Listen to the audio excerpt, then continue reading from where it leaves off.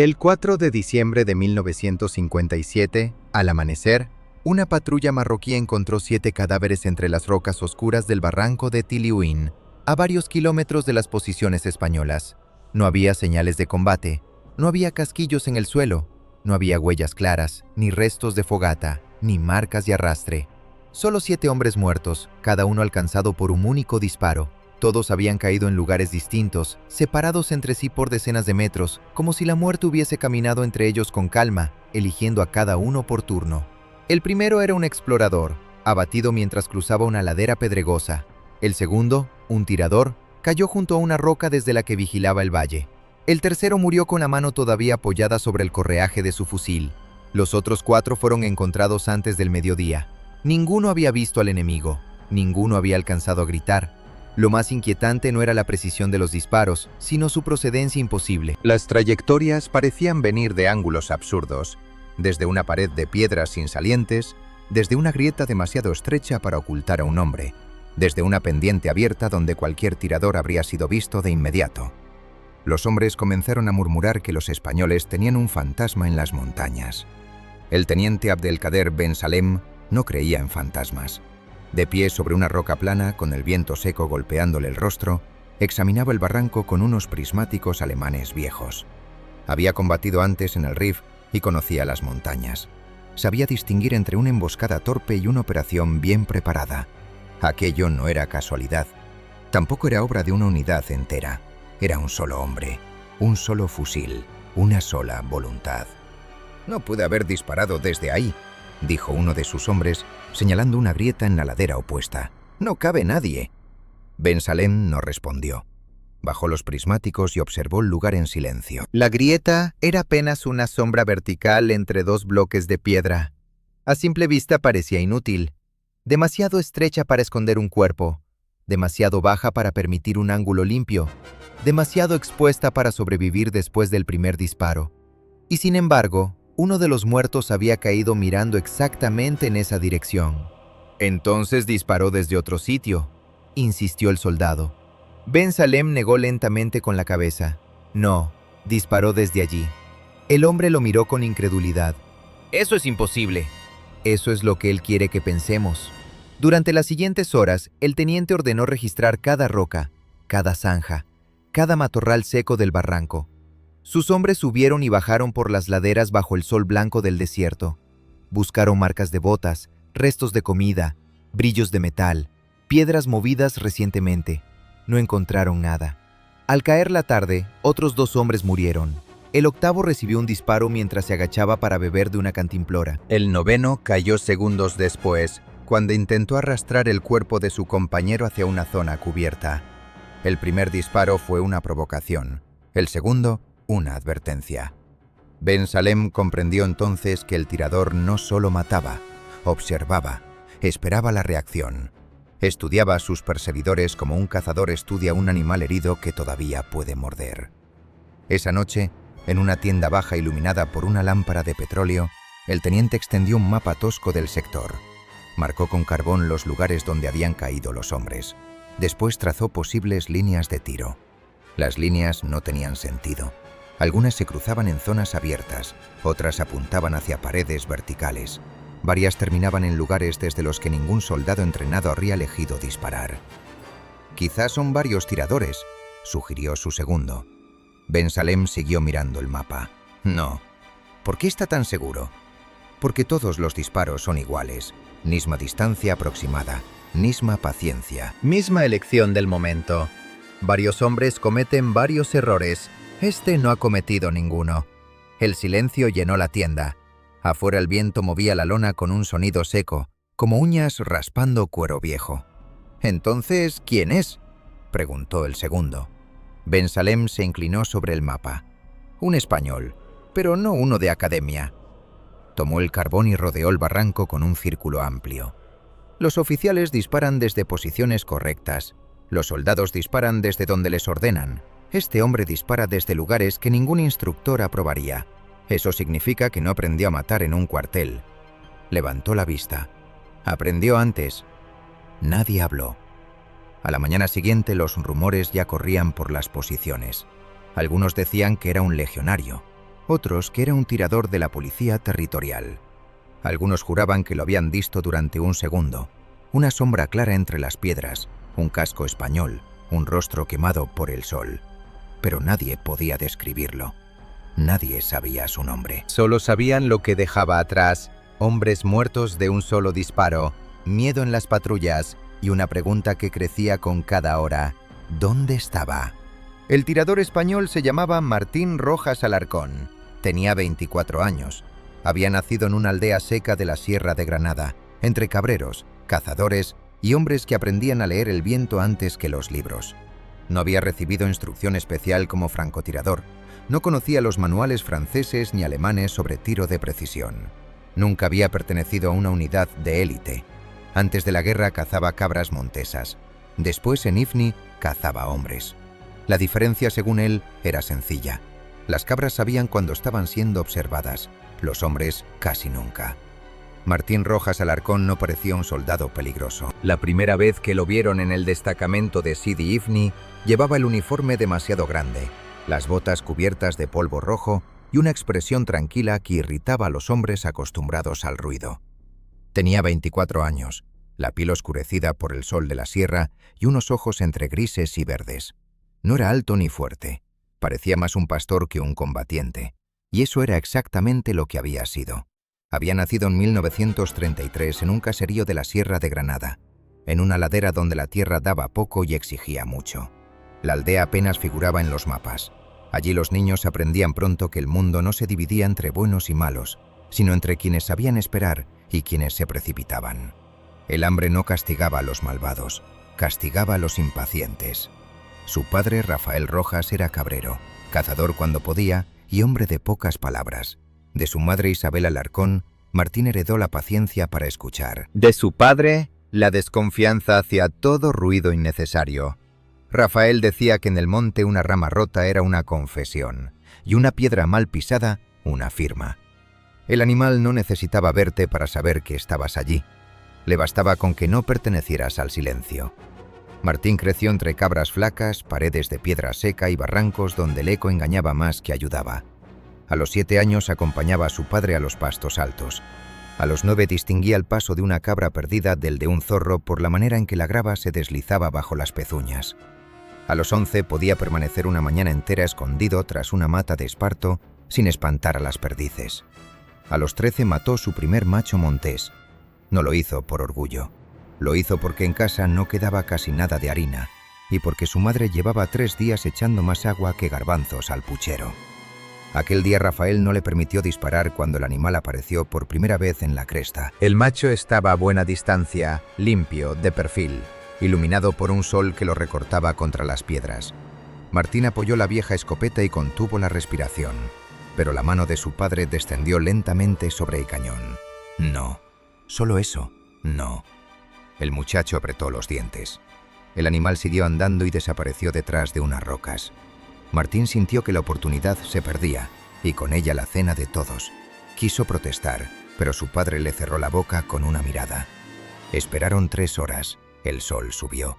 Las piedras se calentaron. Las moscas les caminaron por la cara. Martín notó cómo se le dormía una pierna y cómo el sudor le bajaba por la espalda. Rafael no hablaba. Respiraba despacio y miraba al mismo punto de la ladera, como si estuviera leyendo algo escrito en las sombras. Cuando el macho montés reapareció, no lo hizo en la cresta, sino en una garganta estrecha, confiado, con la cabeza baja, convencido de que el peligro había pasado. Entonces Rafael susurró: «Ahora». Martín disparó.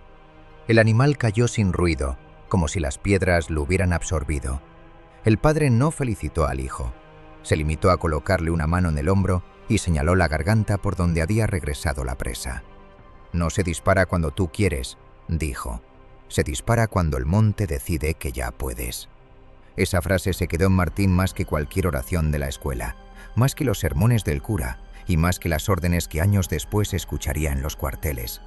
La repitió en silencio muchas veces, primero en las sierras de Granada, luego en los campos de instrucción, más tarde entre las piedras amarillas de Ifni, cuando los hombres a su alrededor se agitaban, gritaban, corrían y morían porque confundían movimiento con vida. Antes de vestir uniforme, Su vida fue una sucesión de trabajos pequeños y silenciosos. Cuidó cabras, reparó muros, bajó carbón vegetal al pueblo y cobró algunas monedas por encontrar animales perdidos. Nunca presumía de orientarse. Para él no era una habilidad, sino una consecuencia de estar atento. El monte hablaba siempre. Un lentisco doblado señalaba que alguien había pasado hacía poco. Una perdiz que levantaba el vuelo sin motivo anunciaba presencia humana. Una cabra que dejaba de masticar indicaba un peligro que los hombres aún no habían visto. Martín no pensaba esas cosas como razonamientos. Las recibía del terreno, igual que otros recibían el calor del sol en la cara. En 1954 hizo el servicio militar. No llegó al cuartel con entusiasmo, pero tampoco con resentimiento. Para él una orden era parecida al clima. Podía ser injusta, incómoda o absurda, pero discutirla no cambiaba la dirección del viento. Lo destinaron primero a instrucción en la península. Los sargentos se fijaron en él por motivos contradictorios. Marchaba sin gracia, hablaba poco, no cantaba con fuerza y parecía escuchar las explicaciones con la misma cara con que un viejo escucha llover. Pero en el campo de tiro, cuando los demás se tensaban, él se volvía más lento. No cerraba los ojos antes del disparo. No tironeaba de gatillo. No buscaba impresionar al instructor. Apoyaba el fusil, respiraba, dejaba que el blanco se aquietara dentro de su mirada y disparaba. Al principio pensaron que era suerte. Luego repitió los resultados con viento lateral, después con luz mala, después cansado, después con hambre, después con un fusil que no era el suyo. Entonces dejaron de bromear. Un capitán de bigote fino, veterano de África y hombre poco dado al elogio, le preguntó una tarde dónde había aprendido a tirar así. Martín respondió que en su pueblo. El capitán quiso saber si había cazado mucho. Martín dijo que sí. Perdices, también. Conejos, también. Jabalí, alguno. Cabra montés, muchas veces. El capitán lo miró de otro modo, como si acabara de descubrir que el recluta silencioso traía escondida una escuela entera bajo la piel. ¿Y no te pones nervioso? Martín tardó en contestar. Si me pongo nervioso, el animal se va. El capitán soltó una risa seca, pero guardó el nombre. Había miles de soldados que sabían disparar, algunos muy bien. Había muchos menos que comprendieran la espera, y casi ninguno que no necesitara odiar al objetivo para acertarle. La orden llegó en otoño de 1957, cuando las noticias de Ifni empezaron a adquirir un tono oscuro. En el pueblo se hablaba de ataques, de puestos aislados, de convoyes emboscados, de soldados españoles cercados en tierras que muchos no sabían situar en el mapa. Algunos decían que aquello no era una guerra, sino una complicación colonial. Otros, que era una guerra de verdad, aunque Madrid prefiriera llamarla de otro modo. A Martín las palabras le importaban poco. Si los hombres disparaban y morían, era guerra. El nombre venía después, para que los que no habían estado allí pudieran discutirlo. Fue movilizado junto con otros reservistas. Su madre le preparó una bolsa con pan duro, chorizo y una medalla pequeña de la Virgen de las Angustias que él aceptó sin prometer que la llevaría al cuello. Rafael, demasiado orgulloso para abrazarlo delante de todos, caminó con él hasta la salida del pueblo. Se detuvieron junto a un almendro seco. Durante un rato no dijeron nada. El viejo miró las botas de su hijo, luego el camino, luego las montañas. «África no es nuestra sierra», dijo al fin. «No, pero la piedra es piedra en todas partes». Martín asintió. Rafael le entregó una navaja pequeña con mango de asta. «No la uses para hacerte el hombre, úsala para seguir vivo». Fue la despedida más larga que pudieron permitirse. Cuando llegó a Ifni, comprendió que aquella tierra no era una continuación de España, sino otra cosa, una franja áspera entre el océano y el desierto, con barrancos secos, mesetas de piedra, lomas desnudas y pueblos que parecían del mismo color que el polvo. El sol no caía desde arriba, golpeaba desde todas partes. La luz rebotaba en las paredes blancas, en la arena, en las piedras, en los ojos. Las distancias engañaban. Lo cercano parecía lejos y lo lejano al alcance de la mano. El viento traía sal y tierra al mismo tiempo. Por las noches el frío sorprendía a los peninsulares que habían imaginado África como un horno perpetuo. Los oficiales hablaban de sectores, posiciones, columnas, limpieza de barrancos. Los soldados hablaban de agua, sombra y regreso. Martín escuchaba ambas cosas y observaba el terreno. No le interesaban los discursos.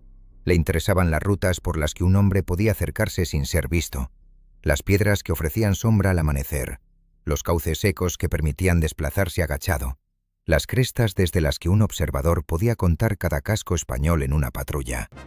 Ifni no era su sierra, como había dicho su padre, pero obedecía leyes que podía aprender. En los primeros días, nadie le prestó demasiada atención. Era un reservista más, un andaluz callado entre legionarios, tiradores, policías territoriales y soldados que intentaban entender una guerra hecha de golpes repentinos. Los ataques no siempre llegaban de frente. A veces un disparo aislado abría una mañana tranquila. A veces una patrulla no volvía. A veces una posición recibía fuego desde un cerro que todos juraban haber revisado la tarde anterior. El enemigo aparecía y desaparecía con una facilidad que enfurecía a los mandos. Conocía las pistas, los pozos, las familias, las sombras. España tenía banderas, fortines y mapas. Ellos tenían el terreno. Martín no despreció a esos hombres, al contrario. Desde el primer día comprendió que no eran una masa desordenada de rebeldes, como algunos decían para tranquilizarse. Eran cazadores de otra clase. Sabían cuándo moverse, cuándo esconderse, cuándo provocar a un convoy y cuándo dejarlo pasar. Algunos disparaban mal, otros muy bien. Todos contaban con una ventaja que ningún manual podía fabricar. Estaban en su mundo. Esa comprensión los separó de sus compañeros más que su silencio. Para muchos soldados, el enemigo era una sombra cobarde que no se atrevía a presentar batalla abierta. Para Martín, esa acusación carecía de sentido. Ningún animal inteligente se ofrece al disparo para demostrar nobleza. El que conoce el terreno no pelea donde el otro quiere, pelea donde el otro se equivoca. Si los españoles querían sobrevivir, tendrían que aceptar primero esa humillación. Allí, en aquellos barrancos, ellos eran los torpes. El primer oficial que lo entendió fue el teniente Herrera, un canario de rostro anguloso y mirada cansada, encargado de una sección que había perdido demasiados hombres en demasiado poco tiempo. Herrera observó a Martín durante una salida de reconocimiento. Mientras los demás avanzaban pendientes de las alturas más evidentes, Martín miraba al suelo, a las piedras pequeñas, a las matas secas, a la manera en que los lagartos huían de una zona concreta. En un momento se detuvo y levantó la mano. Nadie oyó nada, nadie vio nada. Herrera estuvo a punto de reprenderlo, pero algo en la quietud del andaluz lo hizo callar. Martín señaló una hendidura en la loma, casi invisible unos 200 metros. Un soldado murmuró que allí no había nadie. Martín no discutió. Tomó una piedra y la lanzó hacia una zona abierta, lejos de la patrulla. La piedra golpeó, rodó y levantó un pequeño polvo. Un segundo después sonó un disparo desde la hendidura. La bala levantó tierra donde la piedra había caído. La patrulla se aplastó contra el suelo. Herrera miró a Martín. ¿Cómo lo has sabido? Martín siguió observando la hendidura. Los pájaros no entraban ahí. Ese día no abatió al tirador. No hacía falta. La patrulla cambió de ruta y volvió con todos sus hombres vivos. Para Herrera, aquello valía más que una medalla. A partir de entonces, empezó a llevar a Martín en las salidas difíciles. No como guía oficial, ni como explorador reconocido, sino como se lleva una herramienta que todavía no aparece en los reglamentos, pero que uno no quiere perder. Su primera muerte confirmada en Ifni ocurrió al final de una tarde ventosa, cerca de un cauce seco donde una patrulla había sido hostigada durante 2 días. El tirador enemigo cambiaba de posición después de cada disparo y obligaba a los españoles a avanzar encogidos, con la dignidad reducida a la altura de una piedra. Los mandos querían batir la ladera con fuego de ametralladora. Martín pidió esperar. No lo dijo con autoridad, sino con una sencillez que irritó a un sargento. Esperar, en boca de un soldado raso, parecía cobardía. Herrera lo autorizó. Martín se colocó bajo una cornisa baja, en una postura incómoda, con el fusil apoyado sobre un saco de arena casi vacío. No miraba el lugar desde donde había venido el último disparo. Miraba una sombra estrecha más arriba, donde una rama seca se movía de manera distinta al resto. Pasó media hora, luego otra.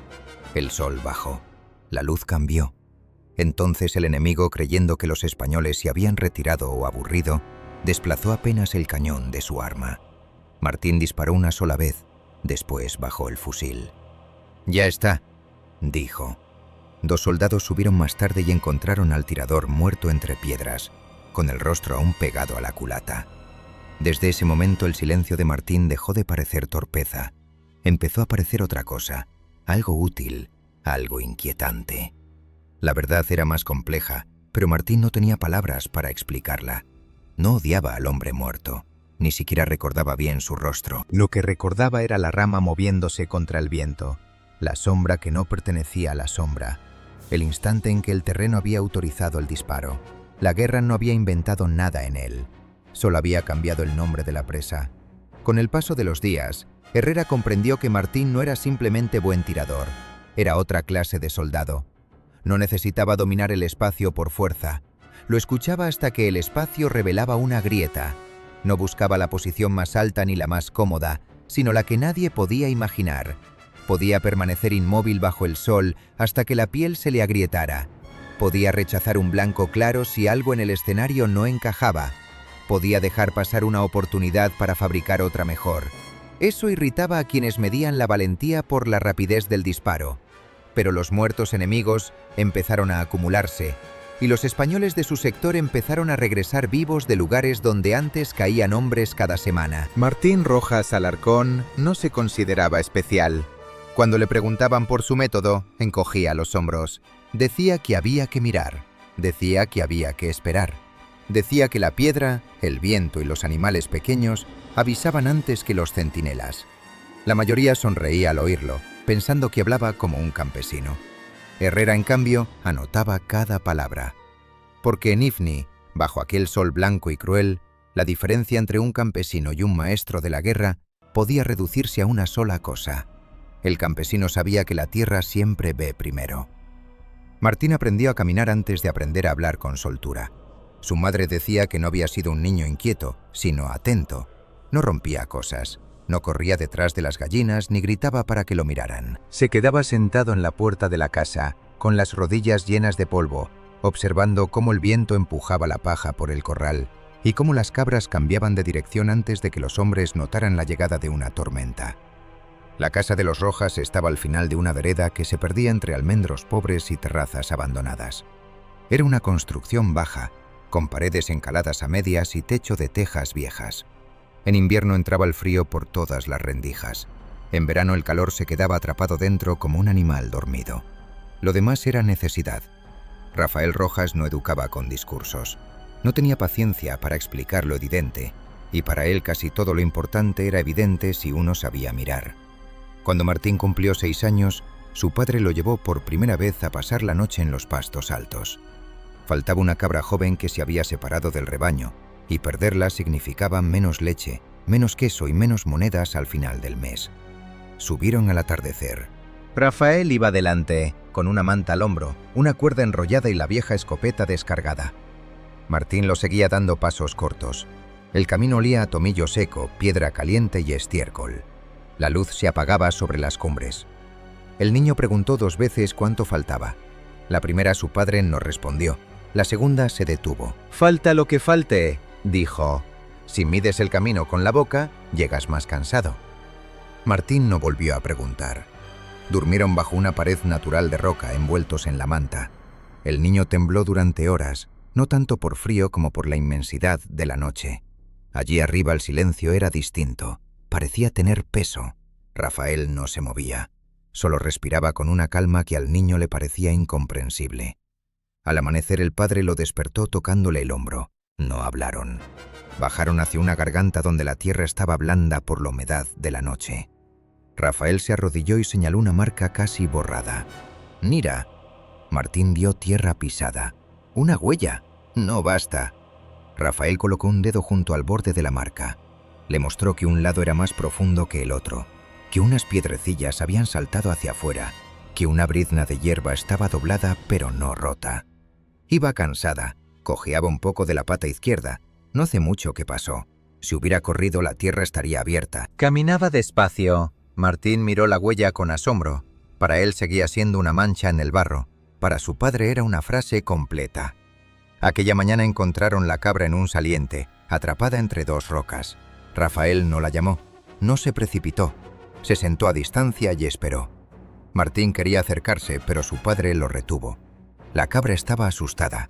Si se movían mal, saltaría y caería al barranco. Esperaron hasta que el animal dejó de temblar. Esperaron hasta que empezó a morder unas matas secas.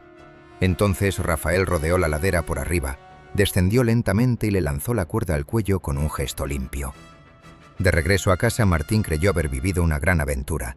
Rafael, en cambio, resumió el día con una lección sencilla. La fuerza llega al final. Primero viene saber. Después vinieron muchas salidas, muchos inviernos, muchas jornadas en que el niño habría preferido quedarse cerca del fuego y no lo dijo. Rafael lo llevaba al monte antes de que amaneciera y le enseñaba a escuchar. No a oír, porque eso lo hacía cualquiera. Escuchar era separar los sonidos. El viento en el esparto no era igual al viento en el romero. Una piedra movida por una lagartija no sonaba como una piedra movida por una bota. El vuelo de una perdiz asustada por un zorro no era el mismo que el de una perdiz levantada por un hombre. A veces Rafael se detenía en mitad del camino y ordenaba: «Cierra los ojos». Martín obedecía. «¿Cuántas cabras?». Al principio respondía al azar. Con el tiempo Martín aprendió a contar por los cencerros, por la distancia entre golpes, por el ritmo de los pasos. Una cabra vieja caminaba distinto que una cría. Un macho golpeaba más fuerte las piedras. Una hembra preñada se detenía con más frecuencia. A los 10 años podía decir si el rebaño estaba tranquilo, nervioso o disperso sin mirarlo. «¿Dónde está la negra?», preguntaba Rafael. La cabra negra era la más testaruda, siempre apartada, siempre buscando una mata prohibida. Martín escuchaba. Si no la oía, miraba las líneas del terreno. Buscaba sombra, alimento, salida. No pensaba como niño, sino como cabra. Para encontrar algo vivo había que permitir que su manera de estar en el mundo entrara un momento en la propia cabeza. Esa fue la segunda gran enseñanza de Rafael. No perseguir el cuerpo, sino la intención. Un animal no se mueve porque sí. Busca comida, agua, abrigo, seguridad o escape. Si se conoce su necesidad, se conoce su camino. Si se conoce su camino, se puede esperar en el lugar correcto. Correr detrás de la presa era propio de perros. Los hombres, decía Rafael, tenían la obligación de ser más inteligentes que su hambre. Cuando Martín cumplió 12 años, su padre lo llevó a una espera de jabalí. Era noviembre y la noche olía a tierra húmeda. Se escondieron junto a un paso estrecho entre encinas. Rafael le prohibió hablar desde que el sol tocó el horizonte. Le indicó dónde sentarse, cómo apoyar la espalda, cómo colocar las piernas para que no se durmieran demasiado pronto. El niño llevaba una manta sobre los hombros y la escopeta descargada entre las manos. No iba a disparar, iba a aprender. Pasó una hora, luego otra. El frío entró por las alpargatas, subió por los tobillos y se quedó en los huesos. A Martín le picaba la nariz, le dolía la espalda. Una rama le rozaba la oreja cada vez que el viento cambiaba. Quiso apartarla, pero recordó la mano de su padre deteniendo el cañón aquel día del macho montés. No se movió. Muy tarde, cuando la luna ya había subido, oyó un resoplido en la oscuridad. No vio nada, solo una masa más negra que la noche entre los troncos. El jabalí estaba allí. Martín sintió que el corazón se le golpeaba contra la garganta. Rafael a su lado parecía una piedra. El animal avanzó 2 pasos, se detuvo, olfateó. Durante unos segundos eternos, el niño estuvo seguro de que los había descubierto. Rafael no disparó. El animal siguió andando y desapareció entre las encinas. Martín esperó que su padre se levantara furioso por haber perdido la oportunidad. Pero Rafael permaneció quieto un rato más. Solo cuando la noche volvía a quedar limpia, susurró: «Ese no». «¿Por qué?». «Venía mirando. Un animal que viene mirando ya está medio avisado. Si fallas, aprende. Si aciertas mal, dendiste. Si lo dejas pasar, vuelve otro día creyendo que no había nada». 2 noches después regresaron al mismo sitio. El jabalí volvió por otro paso, más bajo, menos atento. Rafael lo abatió de un disparo. Martín vio entonces que la espera anterior no había sido fracaso, sino preparación.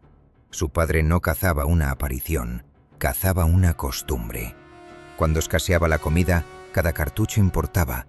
No se disparaba para probar suerte, no se disparaba para espantar el aburrimiento. El ruido era caro. La pólvora era cara. Un fallo podía significar una semana de reproches silenciosos y sopa aguada. Así aprendió que el gatillo no era el comienzo de la acción, sino su final. Antes venían la caminata, la lectura de rastros, el cálculo del viento, la elección de la sombra, el dominio del cuerpo, la renuncia a 10 disparos posibles para conservar uno verdadero. Rafael también le enseñó a desaparecer. No bastaba con esconderse. Un cazador debe conseguir que el lugar no lo rechace. Martín aprendió a cubrirse con polvo claro cuando el terreno era claro, con barro oscuro cuando se movía entre encinas. Aprendía a no recortar su silueta contra el cielo, a no mirar directamente si el sol podía delatarle los ojos, a no apartar insectos con movimientos bruscos. Una tarde, mientras acechaban perdices, Martín cambió de postura porque una piedra le lastimaba la rodilla. El bando entero levantó el vuelo de golpe. Rafael no lo insultó. Se limitó a recoger la manta y volver hacia casa. Caminaron 1 hora sin hablar. Al llegar, Isabel preguntó si habían tenido suerte. Rafael contestó que no habían ido de caza, sino de paseo. Esa noche, su padre se sentó junto a él fuera de la casa. ¿Te dolía? Sí. ¿Mucho? Sí. Rafael miró las montañas, negras contra el cielo. Entonces aprende a colocar la rodilla antes de que duela. Cuando duele, ya es tarde. Martín entendió con los años que la mayoría de los hombres corregían el error cuando ya estaba haciendo ruido. Un cazador debía corregirlo antes, en silencio, cuando todavía era una posibilidad. Todo lo que después obligaba a moverse debía resolverse antes de esperar. Por eso desarrolló una relación extraña con su propio cuerpo. Sabía cuánto tardaba una pierna en dormirse, cuánta sed podía soportar antes de que le temblara el pulso, cómo relajar un músculo sin desplazar la piel, cómo girar los ojos antes que la cabeza. A veces practicaba por aburrimiento. Se tumbaba entre piedras y escogía una hormiga como vigilante. Si la hormiga cambiaba de camino por su culpa, había fallado. Cuando tenía 15 años, Rafael enfermó durante un invierno húmedo. Tosía por las noches y se fatigaba al subir las cuestas. Durante varias semanas, Martín tuvo que encargarse casi solo del rebaño. Una tarde perdió 2 cabras en una niebla espesa. Antes habría corrido desesperado. Aquella vez se obligó a detenerse. Pensó en lo que necesitaban los animales: abrigo, no agua; altura, no barranco; compañía, no soledad.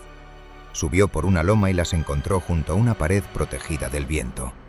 Al volver, Rafael lo esperaba sentado a la puerta, pálido y envuelto en una manta.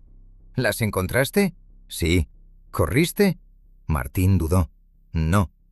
El viejo asintió apenas. Entonces las encontraste tú. La última gran lección antes de la guerra ocurrió con un hombre, no con un animal. Un forastero llegó a la aldea buscando una mula robada. Acusó a un vecino pobre y amenazó con denunciarlo a la Guardia Civil. La mula, decía, había dejado huellas hacia los corrales del pueblo. Rafael escuchó un rato y luego pidió ver las huellas. Martín fue con él. Las marcas eran claras en el barro del camino, pero algo no encajaba. El animal había entrado, sí, pero sin carga. Al salir, las marcas eran más profundas. El forastero insistía en que eso probaba el robo. Rafael se arrodilló, tocó la tierra y negó. La mula había salido cargada, pero no por el vecino. Había ido hacia el arroyo. Martín siguió el rastro hasta una zona de cañas, donde encontraron sacos de harina escondidos bajo una lona. El ladrón era el propio forastero, que había fingido el robo para culpar a otro. Aquella noche Rafael le dijo a Martín: los hombres dejan huellas igual que los animales, pero además dejan mentiras. No mires solo lo que pisan, mira lo que quieren que mires. Esa frase completó el círculo. Hasta entonces Martín había aprendido a entender la necesidad de los animales. Desde entonces empezó a estudiar también la intención humana. Un hombre podía fingir cojera, esconder un rastro, colocar una rama para engañar, gritar hacia un lado mientras se escapaba por otro. Pero la mentira también pesaba, tenía dirección, exigía esfuerzo. Y donde había esfuerzo, quedaba marca. Al cumplir 17 ya era mejor cazador que Rafael, aunque ninguno de los dos lo dijo jamás. Subía más ligero, veía más lejos, aguantaba mejor la sed y tenía un pulso que parecía ajeno al cansancio. Rafael conservaba la experiencia, pero Martín poseía algo más raro: la capacidad de vaciarse. Durante una espera, dejaba de pensar en sí mismo. No pensaba en hambre, frío, miedo o deseo. Se convertía en atención pura. El mundo se reducía a un borde de sombra, una respiración, una posibilidad. Cuando por fin disparaba no sentía triunfo, sentía conclusión. Esa forma de estar en el mundo lo acompañó al cuartel y luego a África. Otros hombres llevaron fotografías, escapularios, cartas de novia, promesas de regreso. Martín llevó la navaja de su padre, una memoria precisa de las sierras y un puñado de reglas que nunca escribió. No disparar cuando el corazón manda, no moverse porque el cuerpo protesta, no mirar donde el enemigo quiere ser mirado, no perseguir al hombre sino la necesidad que lo mueve, no confundir valentía con prisa, no olvidar que quien espera también está siendo observado. En Ifni, esas reglas cambiaron de forma, pero no de fondo. La cabra montés se convirtió en un tirador escondido entre piedras, el zorro en una patrulla que probaba las defensas españolas, el jabalí avisado en un enemigo que parecía ofrecer un blanco demasiado limpio, la mula y sus huellas falsas en una emboscada preparada para traer fuego. La Sierra de Granada estaba lejos, al otro lado del mar, pero cada barranco africano le devolvía una lección antigua con otro acento. Martín comprendió entonces que su infancia no había sido un pasado, sino una instrucción lenta. La pobreza, el frío, el hambre, la vergüenza de espantar perdices, las noches inmóviles junto a su padre, los rastros en el barro, los animales que dudaban antes de morir, todo había sido una escuela sin nombre. Ningún maestro había escrito sus principios en una pizarra, ningún oficial los habría aprobado en un manual. Pero en la guerra, donde los manuales ardían, se mojaban o llegaban tarde, aquellas lecciones seguían funcionando, porque el monte le había enseñado lo esencial. Toda criatura quiere vivir, toda criatura comete errores para seguir viviendo. Y el cazador que comprende ese deseo no necesita ser más fuerte, solo necesita estar allí cuando el error aparece. La orden de movilización llegó a la aldea una mañana de viento bajo. Martín Rojas Alarcón debía presentarse en Granada en pocos días y quedar a disposición de las necesidades militares. La palabra África no aparecía todavía en el papel, pero todos la oyeron aunque nadie la pronunciara. Su madre leyó la carta sin llorar. Su padre le entregó la navaja de mango de asta y solo dijo que no buscara pelea, pero que no huyera de ella si ya lo había encontrado. El viaje a Granada le pareció más ruidoso que largo. En la estación había hombres de pueblos distintos, con maletas de cartón, boinas y madres que fingían dar consejos prácticos para no despedirse todavía. Martín se sentó junto a la ventana del tren y miró cómo la sierra se alejaba, no con nostalgia abierta, sino con la atención de quien memoriza una ruta por si algún día debe regresar de noche. En el centro de instrucción, su silencio fue interpretado como torpeza. Los sargentos preferían a los hombres que respondían fuerte, obedecían rápido y confundían agotamiento con disciplina. Martín obedecía, pero no parecía impresionar. Cuando todos gritaban, él gritaba menos. Cuando todos corrían, él corría lo necesario. Cuando el instructor explicaba el desmontaje del fusil, miraba las piezas como si fueran huesos de animal, atento a su forma y a la manera en que encajaban. Durante las primeras semanas no destacó. Hacía las marchas con el mismo rostro cerrado, comía rápido, dormía poco y escribía a su madre cartas breves donde decía que estaba bien, aunque no explicaba nada. Sus compañeros lo llamaban el cabrero, primero con burla y después con una mezcla de costumbre y respeto. A Martín no le molestaba. Había sido cabrero. También había sido cazador y buscador de animales perdidos. Los nombres solo ofendían a quienes necesitaban parecer otra cosa. El cambio ocurrió en el campo de tiro. Era una mañana clara, con viento irregular. Los reclutas disparaban tendidos contra blancos a distancias que para muchos parecían respetables y para Martín resultaban casi íntimas. El fusil militar, más largo y pesado que las armas de caza de su casa, no le pareció extraño. Tenía otro equilibrio, otra voz, pero obedecía la misma ley. Si el cuerpo mentía, el disparo mentía con él.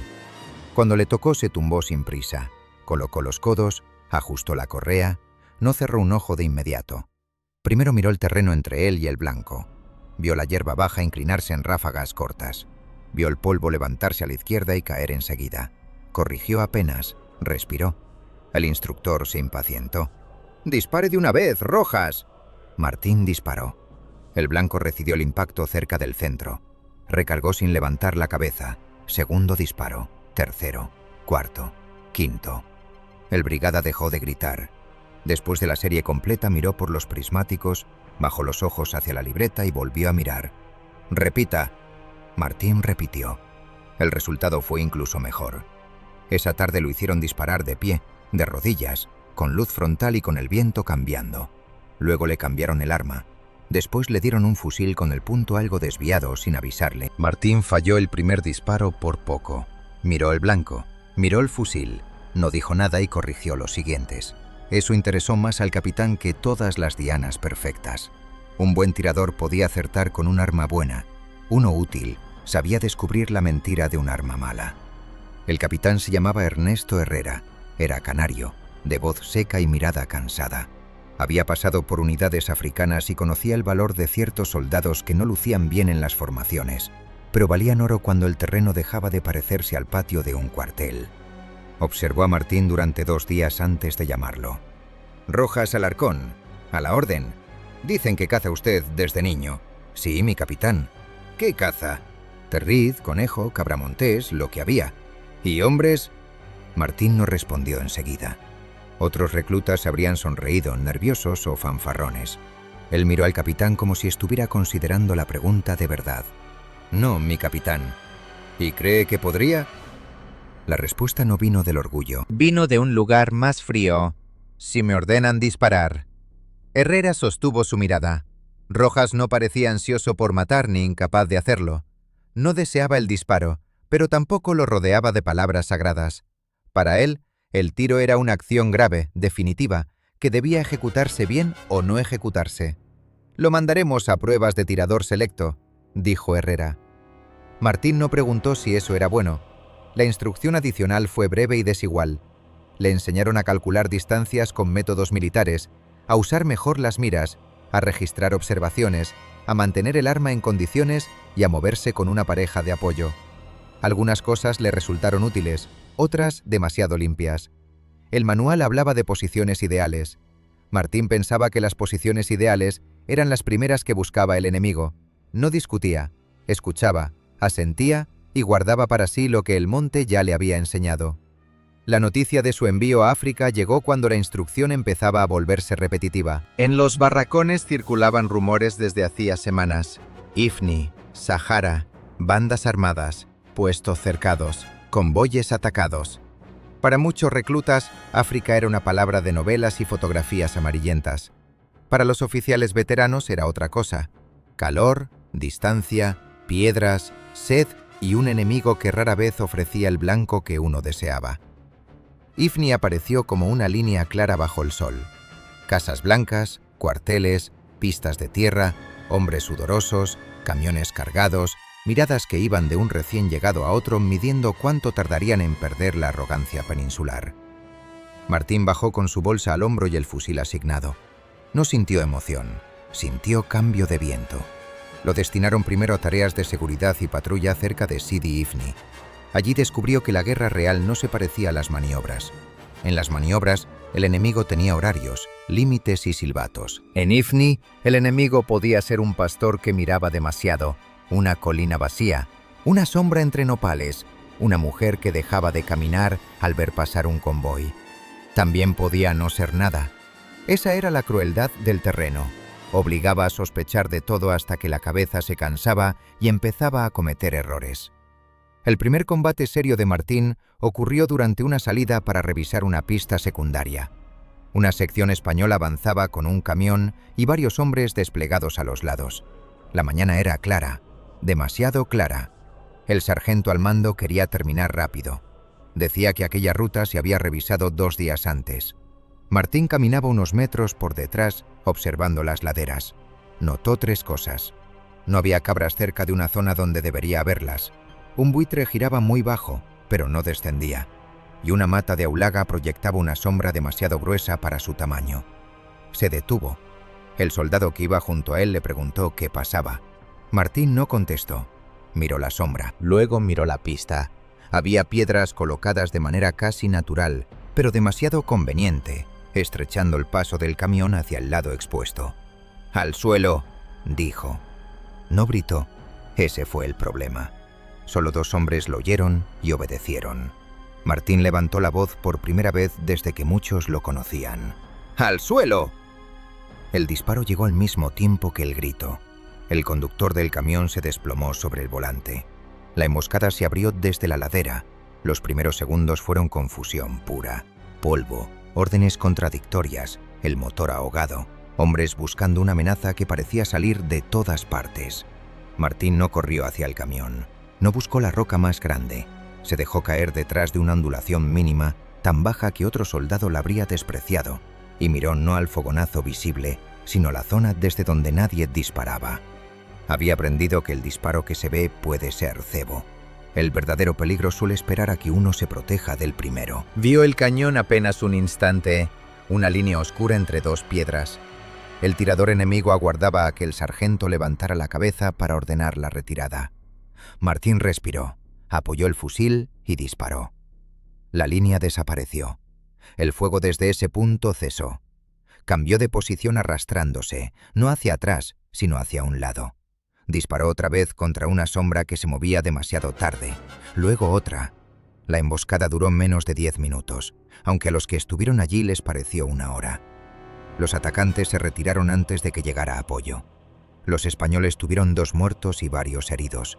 Habrían sido muchos más si el segundo tirador hubiera abatido al sargento en los primeros instantes. Eso lo dijo Herrera cuando leyó el informe. Para entonces ya había pedido que Rojas pasara a su sección de forma permanente. Martín no celebró sus 3 blancos probables. Esa noche limpió el fusil con una calma que molestó a un compañero de litera. «Has matado a 3 y parece que hayas arreglado una cerca». Martín pasó el trapo por el cerrojo. «La cerca también se arregla para que no muera algo después». Poco a poco su nombre empezó a circular en voz baja. No como circulan los nombres de los héroes oficiales, sino como circulan las cosas útiles. Lleva al cabrero. Pregunta a Rojas por esa loma. Si Rojas se agacha, agáchate.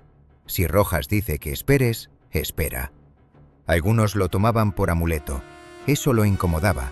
Los amuletos vuelven perezosos a los hombres. Él prefería que aprendieran a mirar. Herrera le encargó misiones de observación. Al principio con otro soldado, luego a veces solo. Martín pasaba horas registrando rutas, horarios, señales mínimas. Marcaba pozos, sombras útiles, pasos probables, lugares demasiado buenos para ser seguros. En los informes sus observaciones parecían frases humildes. En el terreno salvaban vidas. Su primer reconocimiento importante fue en torno a un puesto aislado que había recibido disparos durante 3 noches. Los defensores creían que el enemigo se acercaba desde el norte, porque los fogonazos parecían venir de allí. Martín pidió observar desde el oeste antes del anochecer. Encontró restos de pisadas viejas, no recientes. Encontró también una pequeña acumulación de piedras en una loma sur, sin huellas claras alrededor. A cualquier otro le habría parecido natural. A él le pareció una mentira mal enterrada.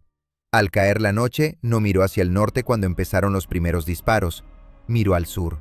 Esperó hasta que un hombre se levantó bajo una manta del color de la tierra para corregir el tiro de sus compañeros. Martín no disparó de inmediato. Dejó que el observador revelara con un gesto la posición del segundo tirador. Entonces eligió al observador. Un solo disparo. Luego cambió de blanco. Segundo disparo. El fuego enemigo se desordenó y terminó pronto. A la mañana siguiente encontraron sangre en la loma y un fusil abandonado. Herrera lo miró con una mezcla de satisfacción y alarma. ¿Por qué no disparó al primero que vio? Martín bebió agua antes de responder. Porque el primero me estaba enseñando al segundo. Herrera guardó silencio. Esa frase le explicó más que un parte entero. Rojas no pensaba en blancos aislados, pensaba en relaciones. ¿Quién miraba por quién? ¿Quién esperaba la reacción? ¿Quién era cebo y quién mordía después? Esa cualidad, en una guerra de emboscadas, valía más que la puntería. Los éxitos continuaron, pero nunca fueron limpios. Un convoy llegó completo porque Martín detectó piedras removidas junto a la pista. Una patrulla editó una garganta porque vio buitres esperando donde no había carroña visible. Un cabo sobrevivió porque Martín le ordenó cambiarse de sitio justo antes de que una bala golpeara el muro donde había estado fumando. Cada acierto aumentaba la confianza de los demás y el peso sobre sus hombros. Porque el éxito en la guerra tiene una trampa. Hace que los vivos crean que seguirán vivos por la misma razón. Martín sabía que no era así. Cada día el enemigo aprendía. Cada disparo enseñaba algo al otro lado. Cada ruta segura se convertía en una futura emboscada si se repetía demasiado. Martín empezó a ser tratado como tirador selecto, explorador y algo más difícil de nombrar. No era legionario de pecho abierto ni oficial de academia.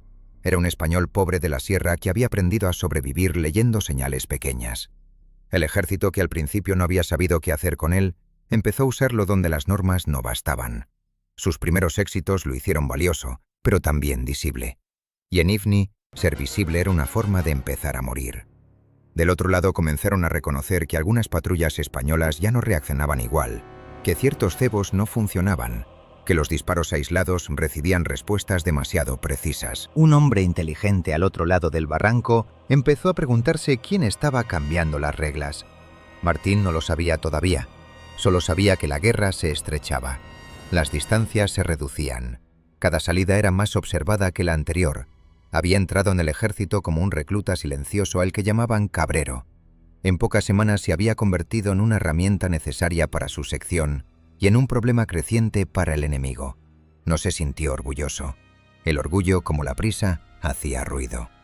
Se limitó a limpiar su fusil, estudiar el terreno y repetir para sí la vieja lección de su padre. La fuerza llega al final. Primero viene saber. Ifni no tardó en demostrar que no era una guerra hecha para hombres impacientes. En los primeros días, muchos recién llegados todavía intentaban entenderla con palabras traídas de la península. Hablaban de frente, retaguardia, sectores limpios, rutas aseguradas. Los mapas mostraban líneas, puntos y flechas dibujadas con lápiz azul. Sobre el papel todo parecía obedecer a una lógica militar. Sobre la tierra, nada obedecía. Para los soldados españoles, acostumbrados a pensar en posiciones fijas, aquella era la primera derrota. Construían un parapeto y al día siguiente el peligro venía de un lugar que no habían considerado. Abrían una ruta y 2 noches después aparecía cortada. Registraban una loma, la declaraban segura y desde esa misma loma recibían disparos cuando la patrulla regresaba cansada y con menos atención. No era que el enemigo se moviera como un fantasma, era peor. Se movía como alguien que conocía los huecos entre las certezas españolas. Martín Rojas lo comprendió antes que muchos porque no esperaba que el terreno fuese obediente. Una sierra no se entregaba por haberla mirado una vez. Un barranco no quedaba limpio porque 10 hombres hubieran pasado por él con fusiles. La tierra no pertenecía al que la ocupaba, sino al que entendía por dónde respiraba. En Ifni, esa ventaja no era española. La primera semana en el nuevo sector bastó para que el optimismo desapareciera. La sección del teniente Herrera recibió órdenes de reforzar una línea de posiciones exteriores y proteger varios trayectos entre puestos aislados. Sobre el mapa, la tarea parecía dura pero simple. Patrullar, observar, impedir infiltraciones, mantener abiertas las comunicaciones. En la práctica, cada movimiento era una pregunta sin respuesta. ¿Quién miraba desde las lomas? ¿Qué pastor era pastor y cuál contaba hombres? ¿Qué pozo podía usarse sin recibir un disparo? ¿Qué silencio era normal y cuál había sido fabricado? Los primeros disparos de hostigamiento llegaron desde distancias imposibles de fijar. Una bala golpeaba el muro de un puesto, otra rompía una cantimplora, otra silbaba sobre una patrulla que se agachaba tarde. No siempre mataban, a veces solo obligaban a todos a tirarse al suelo, a perder tiempo, a gastar munición contra piedras vacías. Herrera odiaba aquello más que un ataque frontal. Un ataque podía rechazarse. El hostigamiento se metía en los nervios, los aflojaba, los volvía inútiles. «¿Quieren que corramos?», dijo Martín una tarde, después de que una patrulla entera se hubiera dispersado bajo 3 disparos aislados. Herrera lo miró desde detrás de un muro bajo. «¿Y qué hacemos?». «No correr». La respuesta irritó a un cabo, que tenía la mejilla abierta por una esquirla. «Muy listo el cabrero. ¿Nos quedamos quietos para que nos maten?». Martín no se ofendió. Señaló la ladera. «Si hubieran querido matarnos ya habrían disparado cuando cruzamos el cauce. Esperaron a que entráramos aquí». «¿Y?». «Aquí todos buscamos la misma piedra para cubrirnos». Herrera siguió la dirección de su mirada. Era verdad. El terreno parecía ofrecer refugio en un único punto lógico. Un grupo de rocas grandes junto a la pista. La sección había corrido hacia allí casi sin orden. Desde las lomas opuestas, aquel movimiento habría sido fácil de prever. «Nos han movido», murmuró el teniente. Martín asintió. «Como a cabras hacia un corral». «Ese día nadie murió, Pero todos entendieron algo desagradable. El enemigo no solo disparaba, organizaba el miedo. Un tiro a la derecha, una sombra a la izquierda, una ruta aparentemente libre, una piedra demasiado cómoda. La patrulla creía decidir, pero sus decisiones habían sido preparadas antes. Aquello no era una sucesión de ataques aislados, era caza. A Martín esa palabra no le parecía una metáfora. Los hombres del otro lado conocían el terreno como su padre había conocido la sierra. Sabían qué sombra elegiría un soldado cansado, qué loma miraría primero un oficial, qué gesto haría un herido antes de caer, cuánto tardaría una patrulla en relajarse después de cruzar una zona difícil. Esa inteligencia no venía de manuales, venía de vivir allí. Y contra eso, la disciplina por sí sola servía de poco. El problema se agravó con los tiradores enemigos. No eran muchos, pero no necesitaban serlo. Bastaba uno bueno para convertir una posición en una jaula. En el puesto de Ait Mesod, un centinela cayó al amanecer mientras encendía un cigarrillo. Al día siguiente, otro recibió un disparo al cambiar el turno. El tercero murió no por asomarse, sino por mirar el cuerpo del segundo. La bala le entró bajo el ojo, limpia, cruel, como si el tirador hubiera estado esperando exactamente esa compasión. El puesto dejó de respirar. Nadie quería levantar la cabeza. Las órdenes se transmitían arrastrándose. El agua se repartía en silencio. Las necesidades más simples se volvieron operaciones peligrosas. Un soldado que quería orinar pedía permiso como si fuera a cruzar un campo minado. El tirador enemigo no mataba a muchos. Mataba lo suficiente para gobernar a todos los vivos. Herrera llevó a Martín al puesto al tercer día. El capitán del sector, un hombre nervioso con ojeras profundas, señaló las lomas desde las que creía que venían los disparos. Había mandado batirlas con ametralladora, había enviado patrullas, había pedido morteros. Nada funcionó. Cada vez que creían localizar al tirador, este desaparecía. Luego, cuando los españoles volvían a la rutina, otra bala demostraba que seguía allí. Martín no pidió detalles al principio. Caminó por el interior del puesto observando los impactos. Tocó con los dedos los bordes de la piedra rota. Se agachó junto al lugar donde había caído el segundo centinela. Miró la pared, el ángulo, la altura aproximada de la cabeza. Luego se sentó detrás de un saco terrero y permaneció callado durante casi una hora. El capitán perdió la paciencia. ¿Está rezando, Rojas? Escuchando. Aquí lo que hace falta es encontrarlo. Para encontrarlo hay que dejar que trabaje. Esa frase no gustó a nadie.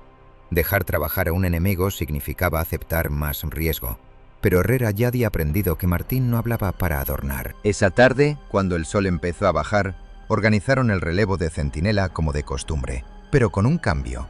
El casco visible pertenecía a un muñeco improvisado con mantas y un palo. El hombre verdadero permanecía tumbado 2 metros más atrás. No pasó nada durante 10 minutos. Después una bala atravesó el casco. Los soldados se agitaron. Martín no. Había visto el impacto, pero no miró hacia donde todos miraron. El disparo parecía venir de una cresta al nordeste, el punto más lógico. Martín siguió la línea y luego la descartó. El sonido había rebotado en la pared del barranco. El tirador no estaba en la cresta, estaba más bajo, en una grieta lateral desde donde solo tenía un ángulo estrecho hacia la entrada del puesto. No disparó. Aquello sorprendió a Herrera. ¿Lo tiene? Creo. Entonces, si disparo ahora quizás fallo. Si fallo, aprende. Esperaron hasta la mañana siguiente. Martín pidió mover unas mantas, cambiar la rutina del agua y hacer que un soldado arrastrara una caja vacía por el patio del puesto. El tirador enemigo mordió el anzuelo al segundo intento. El fogonazo apareció una fracción de segundo en la grieta baja. Martín no había colocado su fusil en la tronera principal, sino bajo una abertura rota que nadie usaba porque obligaba a disparar torcido, con el hombro mal apoyado y la cara pegada al suelo. Para él, la incomodidad no era un defecto, era una garantía de que el otro no la esperaría. El disparo salió seco. La rieta quedó inmóvil. 2 hombres subieron más tarde y encontraron sangre, una manta de color tierra y marcas de arrastre hacia la parte posterior de la loma. No hallaron el cuerpo. Tal vez lo habían retirado sus compañeros. Tal vez el tirador había muerto más lejos. El resultado práctico fue inmediato. Ait Mesod volvió a levantar la cabeza. Pero el alivio duró poco. En otro sector, un convoy perdió un camión por una mina improvisada y luego fue atacado desde 3 alturas. En una posición cercana, 2 soldados murieron buscando leña.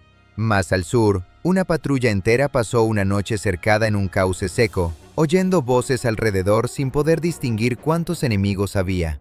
La guerra se estiraba como una red. Tapaban un agujero y se abrían 3 más.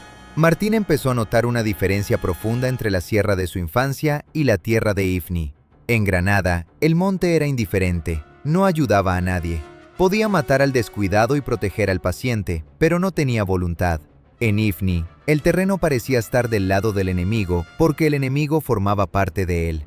Las rutas que los españoles descubrían ya tenían dueños, los pozos tenían memoria, las casas vacías habían visto pasar a los mismos hombres desde niños. Una piedra removida por un soldado español era noticia para alguien. Esa era la nueva dificultad. No bastaba con leer la naturaleza. Había que leer una tierra habitada por miradas. Un niño en la distancia, una mujer junto a una puerta, un anciano con un burro. Todos podían no ser nada y podían ser parte de una red invisible. Algunos soldados respondían a eso con desprecio o brutalidad. Martín lo consideraba un error. El miedo convertía a los civiles en sombras, y las sombras no podían interpretarse. Para entender una tierra había que aceptar primero que sus habitantes no eran decorado. Herrera lo vio cambiar durante esas semanas. Martín seguía siendo silencioso, pero ya no observaba solo laderas y rastros. Observaba la manera en que un pastor evitaba mirar una colina, la rapidez con que una familia cerraba la puerta antes de un ataque, el lugar donde las cabras se negaban a pastar aunque hubiera alimento. Ifni le exigía ampliar la vieja escuela de su padre. Ya no bastaba preguntarse qué necesitaba un animal. Había que preguntarse qué sabía un pueblo y qué estaba dispuesto a callar. Los oficiales querían resultados rápidos. Pedían rutas seguras, posiciones localizadas, nombres, certezas. Martín solo podía ofrecer probabilidades. A veces señalaba un barranco y decía que no le gustaba. A veces recomendaba no usar una pista porque la encontraba demasiado tranquila. A veces ordenaba detenerse sin poder explicar aún por qué. Eso desesperaba a algunos mandos, pero Herrera empezó a reconocer en esas dudas la forma temprana de una verdad. Una mañana recibieron la orden de escoltar a 2 mulas con munición hasta una posición avanzada. La ruta habitual había sido atacada, así que el mando eligió una alternativa más larga por terreno aparentemente abierto. Martín observó el mapa y luego el horizonte real. La ruta nueva cruzaba una planicie pedregosa sin grandes refugios. A los oficiales les gustaba precisamente por eso. Nadie podía acercarse sin ser visto. Martín pensó lo contrario. En un lugar sin refugios para la patrulla, cualquier disparo obligaría a todos a tirarse al suelo sin protección. Pidió rodear por un cauce más bajo. El sargento protestó. Era más lento. Las mulas sufrirían, llegarían tarde. Herrera dudó, pero aceptó. La patrulla tomó el cauce. A mitad de camino encontraron sobre la ruta descartada una señal mínima. 3 piedras blancas apiladas junto a un arbusto. Más adelante, desde el fondo del cauce, vieron el lugar preparado para la emboscada. No había hombres ya, solo restos, huellas borradas a medias, un pequeño parapeto de piedras, una lata vacía, colillas. Habían esperado a la patrulla en el sitio lógico. La lógica española había sido prevista. Esa tarde el sargento que había protestado se acercó a Martín mientras limpiaban las armas. «¿Cómo lo sabías?». Martín no respondió enseguida. No quería decir que lo sabía porque no lo sabía, no de la forma en que los demás entendían saber. Había visto una ruta demasiado evidente, un terreno que prometía seguridad a cambio de exponerlos, un silencio sin animales, una facilidad sospechosa. Había sentido la trampa antes de verla. «Era un sitio donde yo esperaría», dijo al fin. El sargento lo miró un momento largo. «Eso no tranquiliza. No debería». La adaptación española avanzaba despacio, a base de muertos. Empezaron a variar horarios, a mandar exploradores antes de los convoyes, a usar señuelos, a castigar menos el instinto de los soldados que se detenían sin explicación. Pero cada mejora encontraba respuesta. El enemigo aprendía también, dejaba posiciones falsas, colocaba rastros visibles para atraer patrullas hacia rutas peores, hacía disparos lejanos para mover a los españoles bajo otra loma. La guerra se convirtió en un diálogo de engaños. Martín descubrió entonces la parte más peligrosa de la nueva tierra. No era solo difícil, era inteligente, porque los hombres que la usaban lo eran. En la sierra, una cabra montés podía ser astuta, pero no imaginaba lo que él imaginaba. En Ifni, Al otro lado del barranco, había alguien que también esperaba, también observaba, también aprendía del error. La presa podía convertirse en cazador sin cambiar de sitio. Esa idea le produjo una inquietud que no confesó. Hasta entonces, su talento había consistido en mirar más despacio que los demás. Ahora comprendía que alguien lo estaba mirando a él con la misma paciencia. Cada vez que elegía una posición extraña, cada vez que rechazaba una ruta lógica, cada vez que salvaba a una patrulla, dejaba una marca. No en la arena, quizá, pero sí en la mente del enemigo. Una noche, después de regresar de una observación larga, encontró a Herrera inclinado sobre un mapa con varios partes abiertos. Habían perdido a otro centinela en un puesto del norte. Otro tirador enemigo, o quizá el mismo desplazado, había comenzado a trabajar con método. Un disparo al amanecer, otro al atardecer. Siempre contra hombres que creían estar a cubierto, siempre desde ángulos que parecían incorrectos. Herrera no levantó la vista. Esto se está extendiendo. Martín miró el mapa. Los puntos marcados no formaban una línea simple, formaban una manera de pensar. Presión sobre los puestos aislados, hostigamiento a las rutas de agua, disparos contra mandos subalternos, paciencia suficiente para no delatarse por ambición. No era azar. Alguien organizaba a los tiradores, o al menos les enseñaba qué mirar. No son solo buenos disparando, dijo Martín. ¿Qué son? Martín tardó en contestar. Gente que sabe cuándo tenemos miedo. Herrera se frotó los ojos. Llevaba días durmiendo poco. Necesito algo más útil que eso. Eso es útil. El teniente lo miró irritado al principio, luego atento. Martín señaló los puntos del mapa. No disparan cuando somos fuertes. Disparan cuando tenemos prisa, sed, sueño o vergüenza. Cuando queremos recoger a un herido. Cuando un oficial quiere demostrar que una ruta es segura. Cuando un centinela piensa en el relevo. No cazan cuerpos, cazan momentos. Herrera permaneció callado. Afuera el viento movía la lona de la tienda. En algún lugar lejano sonó un disparo aislado y después nada. El verdadero problema era que los españoles habían llegado creyendo que entraban en un territorio enemigo. Martín entendió que era peor. Habían entrado en una mente enemiga, extendida por barrancos, pozos, sombras, casas, rutas y silencios. Y mientras no aprendieran a pensar dentro de esa mente, seguirían muriendo sin ver nunca al hombre que apretaba el gatillo. Durante 3 días Martín Rojas no disparó. Aquello fue lo primero que desesperó a los demás.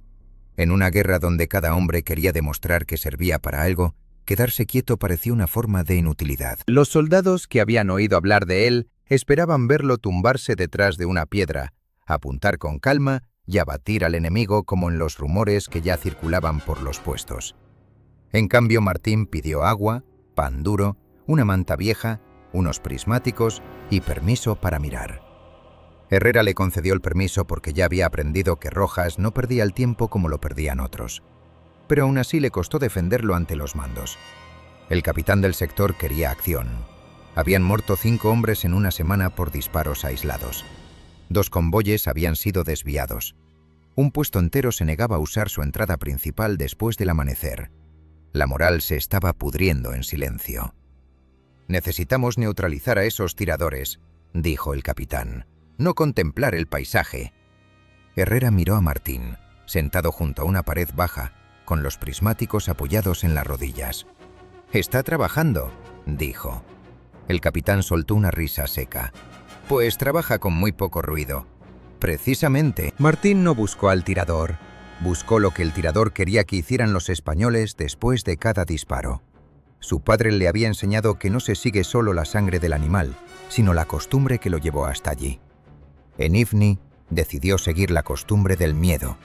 El primer día se colocó en una posición baja desde la que podía ver la entrada de un puesto, una pista secundaria y 2 laderas que dominaban el cauce seco.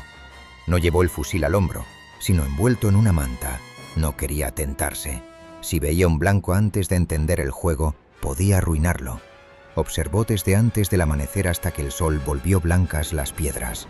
Anotó con letra torpe las horas de los relevos, las zonas que los centinelas evitaban, los lugares donde los soldados se agachaban sin necesidad y los puntos hacia los que todos miraban cuando sonaba un disparo. A las 8:17, un tiro golpeó la pared exterior del puesto. Nadie resultó herido.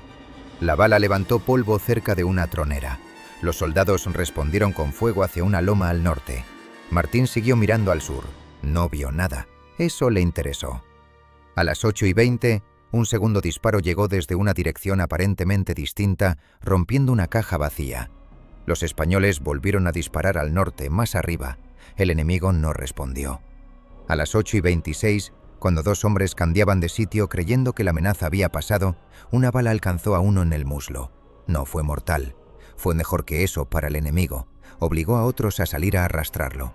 Entonces apareció el verdadero tiro, limpio, dirigido al cabo que intentó levantar la cabeza para dar una orden. La bala pasó tan cerca que le arrancó la visera de la gorra. Martín escribió una sola palabra: mover. No estaban intentando matar siempre, estaban moviendo piezas. El segundo día cambió de observatorio. Se ocultó dentro de un muro medio derrumbado, en una postura incómoda, con la barbilla casi pegada a la piedra. Desde allí veía menos terreno, pero veía mejor el comportamiento de los hombres. Eso era lo que necesitaba. El enemigo conocía las posiciones españolas. Sabía dónde estaban los sacos, las entradas, los puntos de agua y los caminos de repliegue. Lo que no podía saber con precisión era cómo reaccionaría cada hombre bajo presión. Por eso disparaba pequeñas preguntas y esperaba respuestas. Un tiro contra una pared preguntaba quién se asoma. Un tiro contra una mula preguntaba quién corre a sujetarla. Un tiro cerca del depósito de agua preguntaba cuánto valor tiene la sed. Un herido en campo abierto preguntaba quién manda allí y cuánto tarda en olvidar la prudencia. Martín empezó a ver la forma de la táctica. No era una línea, era una red. Un tirador abría la escena con un disparo visible, a veces torpe, a veces deliberadamente llamativo. Los españoles contestaban hacia la fuente aparente. Mientras tanto, otro hombre, mejor escondido, observaba la reacción. A veces el segundo no disparaba, solo aprendía. Al tercer o cuarto incidente, cuando ya conocía qué piedra elegiría el cabo, por dónde saldría el sanitario, qué tronera usaría el centinela más valiente, entonces mataba. Aquello explicaba muchas cosas que hasta entonces parecían azar. Explicaba por qué algunos disparos habían fallado de manera extraña. No habían fallado, habían sido provocaciones. Explicaba por qué los muertos caían a veces después de que el fuego inicial hubiera terminado. Explicaba por qué los tiradores enemigos sobrevivían a las batidas. El hombre que hacía ruido no era siempre el hombre que importaba. Al atardecer, Herrera se acercó a él con una cantimplora. «El capitán quiere resultados». Martín le dio poco. El agua estaba caliente. «Ya los tiene. No les sirven si siguen matándonos. Matan porque les contestamos mal». Herrera se sentó a su lado, sin cuidar demasiado la postura. Martín le tocó el brazo y señaló una grieta en la pared. «Si se sienta ahí, lo ven desde la loma».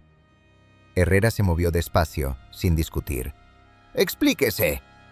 Martín tardó en ordenar las palabras. No pensaba en frases, sino en relaciones. Disparo, mirada, movimiento, segundo disparo, espera, costumbre. Finalmente señaló el puesto con la barbilla. Cuando disparan, todos buscamos al que dispara. Eso parece razonable. Por eso lo esperan. Herrera entrecerró los ojos. ¿Dice que el primer tirador es cebo? A veces sí. A veces no hace falta que sea tirador. Puede ser un muchacho con un fusil viejo. Puede estar lejos, puede moverse antes de que lo encontremos. Lo importante es que nos hace enseñar la cabeza, cambiar de sitio, gritar órdenes. ¿Y el bueno? Mira. El teniente bajó la vista hacia el cuaderno. Había marcas torpes, flechas, horas y palabras sueltas. Agua, mula, cabo, sombra, norte falso, espera larga, segundo ojo. ¿Segundo ojo? El que mira mientras miramos otra cosa. El tercer día trajo la confirmación.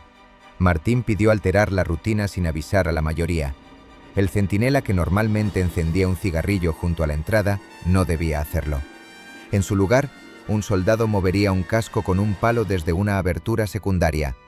Otro dejaría caer una lata vacía cerca del depósito de agua. Un tercero arrastraría una manta por el patio, como si intentara retirar algo. Herrera aceptó con mala cara porque aquello parecía teatro infantil, pero dio la orden. La mañana avanzó lenta. Los hombres sudaban bajo los cascos. Algunos se sentían ridículos. A las 7:42, el casco se elevó apenas sobre la pared. No ocurrió nada. bajó. Volvió a subir, esta vez con un movimiento más torpe, más humano. Un disparo golpeó el metal y lo hizo saltar. Los soldados giraron hacia la loma norte, tal como habrían hecho cualquier otro día. Martín no. Tenía los prismáticos fijos en una zona baja al oeste. Allí, entre dos piedras, una sombra se corrigió a sí misma. No fue un movimiento grande, apenas un cambio de densidad. Un hombre oculto acababa de mirar hacia el casco abatido para comprobar la reacción española. Martín no disparó. Herrera, tendido junto a él, susurró: ¿Lo ha visto? Sí. ¿Por qué no tira? Porque ahora sabe que algo no encaja. El segundo cebo fue la lata junto al agua. Rodó con un sonido claro. Los españoles fingieron agitación. Un soldado gritó una orden preparada. Otro cruzó agachado por el patio. El disparo esperado no llegó. Pasaron 20 minutos, luego 30. Algunos empezaron a relajarse. Martín no. El enemigo había sentido la trampa. Ahora estaba esperando que los españoles se cansaran de actuar. Casi una hora después, cuando el sol ya caía directamente sobre la entrada del puesto, un soldado verdadero que no participaba en la maniobra cometió el error de asomarse para mirar la loma norte. El disparo llegó desde el oeste. La bala golpeó la pared a un palmo de su cara. El hombre cayó hacia atrás, ileso pero pálido. Esta vez Martín dio el fogonazo bueno. No el primero, no el ruidoso, sino el que había estado esperando. Estaba en una oquedad tan baja que parecía inútil para un tirador. Desde allí no podía dominar todo el puesto, solo una franja concreta, la zona donde los españoles se asomaban después de mirar al norte. Martín apoyó el fusil. Herrera contuvo el aliento. El blanco no era visible como un cuerpo, era una posibilidad entre piedras. Martín no apuntó al hombre, sino al lugar donde el hombre tendría que estar para ver lo que veía. Disparó una vez. La oquedad no respondió. No supieron si lo había matado, pero durante el resto del día no hubo más disparos. Por la noche, en la tienda de Herrera, Martín extendió el mapa y colocó piedras pequeñas sobre varios puntos. No le gustaban los lápices para explicar cosas vivas. Las piedras podían moverse, representaban mejor la táctica. «Este hace ruido», dijo colocando una piedra en la loma norte. «No siempre quiere acertar, quiere que lo miremos». Colocó otra al oeste. «Este mira, a veces dispara, a veces solo aprende».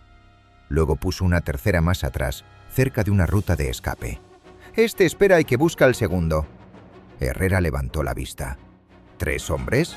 No siempre, pero sí 3 funciones: ruido, ojo y castigo. El teniente repitió las palabras en voz baja.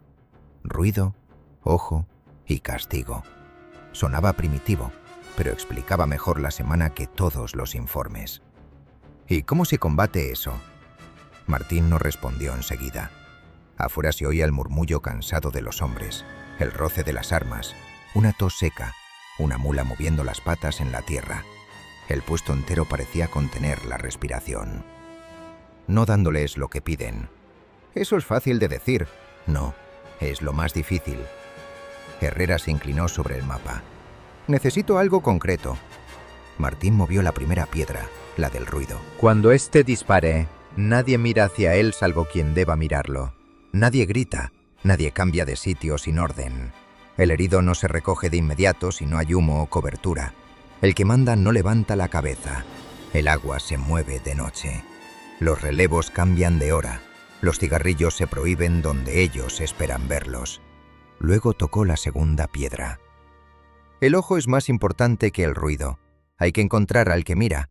Para eso hay que mentirle. Herrera frunció el ceño. ¿Señuelos? No como niños. No un casco quieto y ya. Tiene que parecer una costumbre, una torpeza repetida, algo que él cree haber descubierto. ¿Quiere que fabriquemos errores?, preguntó Herrera. Sí. ¿Y luego? Esperamos a que los castiguen. El teniente lo miró con una mezcla de incomodidad y admiración.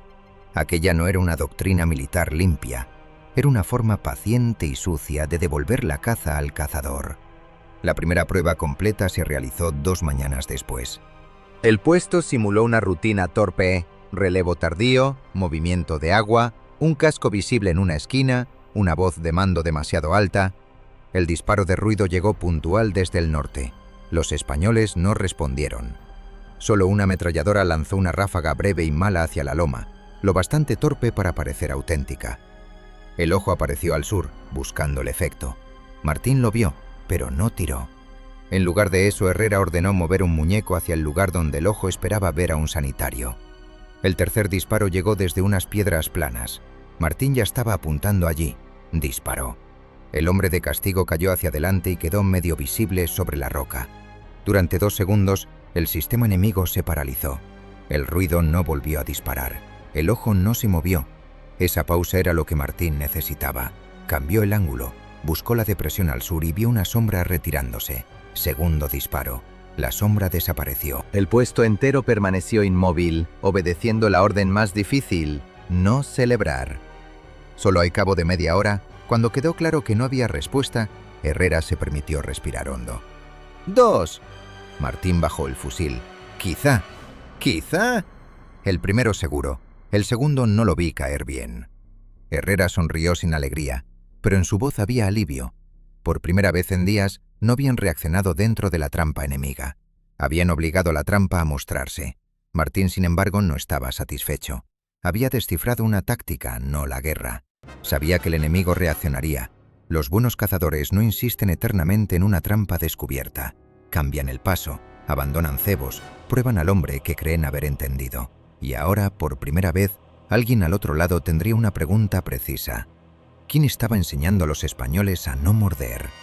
Porque a partir de ese día la guerra dejó de ser una serie de emboscadas contra soldados españoles. Se convirtió en una conversación silenciosa entre cazadores. Uno había mostrado su sistema. El otro había demostrado que podía leerlo. Ya no bastaría con disparar mejor. Habría que pensar antes, más hondo, más despacio. Habría que fabricar errores sin cometerlos, ofrecer blancos que no fueran blancos, mover hombres como piezas y aceptar que cada éxito enseñaba al enemigo una parte de la propia alma. Martín Rojas Alarcón había encontrado la lógica oculta de los disparos. Ahora debía usarla sin quedar atrapado dentro de ella. La primera operación de Martín Rojas comenzó sin disparos. Eso decepcionó a los hombres que esperaban una respuesta inmediata, pero para Herrera fue una buena señal. Rojas no hablaba de atacar como hablaban otros.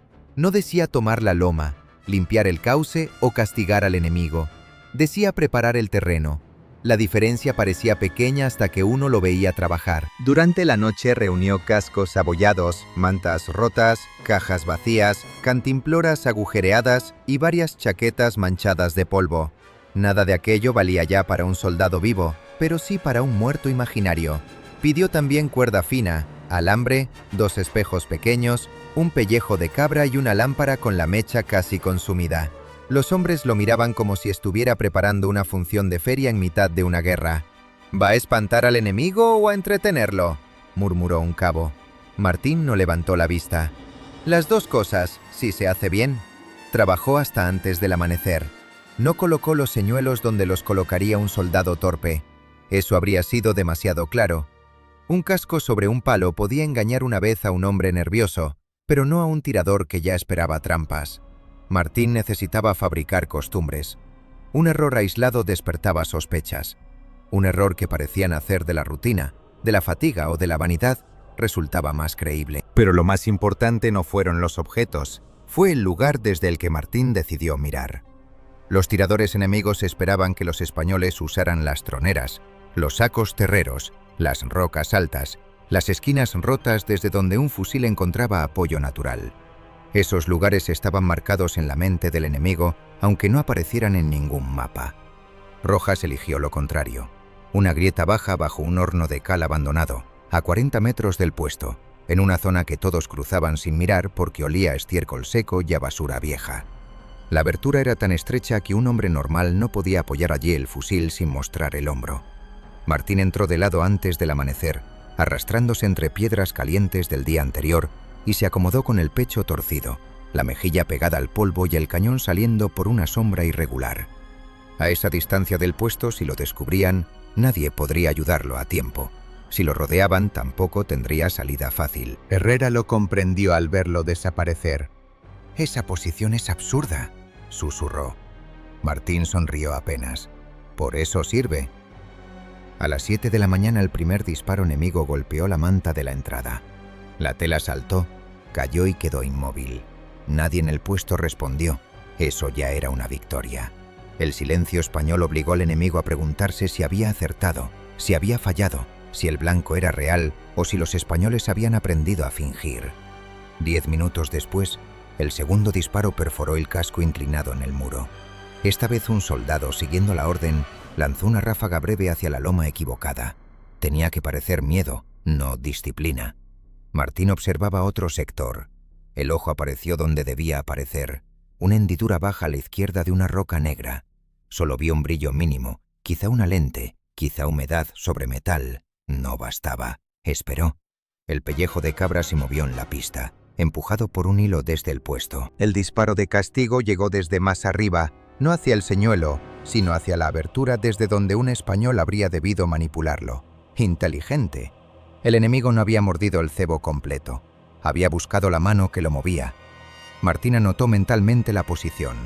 No disparó hasta el tercer intento. Cuando el tirador enemigo, convencido de haber entendido la maniobra, desplazó el cañón para rematar el supuesto puesto de manejo, Martín lo vio completo durante un latido. Un hombre con turbante oscuro, hombro apoyado en la piedra, ojo pegado al arma. El disparo de Martín llegó antes de que el otro terminara de elegir el blanco. El enemigo desapareció hacia atrás. No hubo gritos, solo un vacío nuevo en la ladera. La operación terminó con un muerto confirmado y otro probable. Más importante aún, los españoles no perdieron a nadie. En el puesto la noticia se recibió con una alegría contenida. Herrera no permitió celebraciones. Martín insistió en retirar todos los señuelos antes de la noche. El enemigo debía encontrar el terreno cambiado, no el truco explicado. Durante los días siguientes, las operaciones se repitieron, pero nunca de la misma forma. Esa fue la regla principal. El enemigo podía aprender un procedimiento, no podía aprender una imaginación que cambiaba cada noche. Martín prohibió usar 2 veces el mismo cebo, la misma hora o la misma reacción. A veces dejaban que el primer disparo enemigo no tuviera respuesta. A veces respondían con fuego torpe.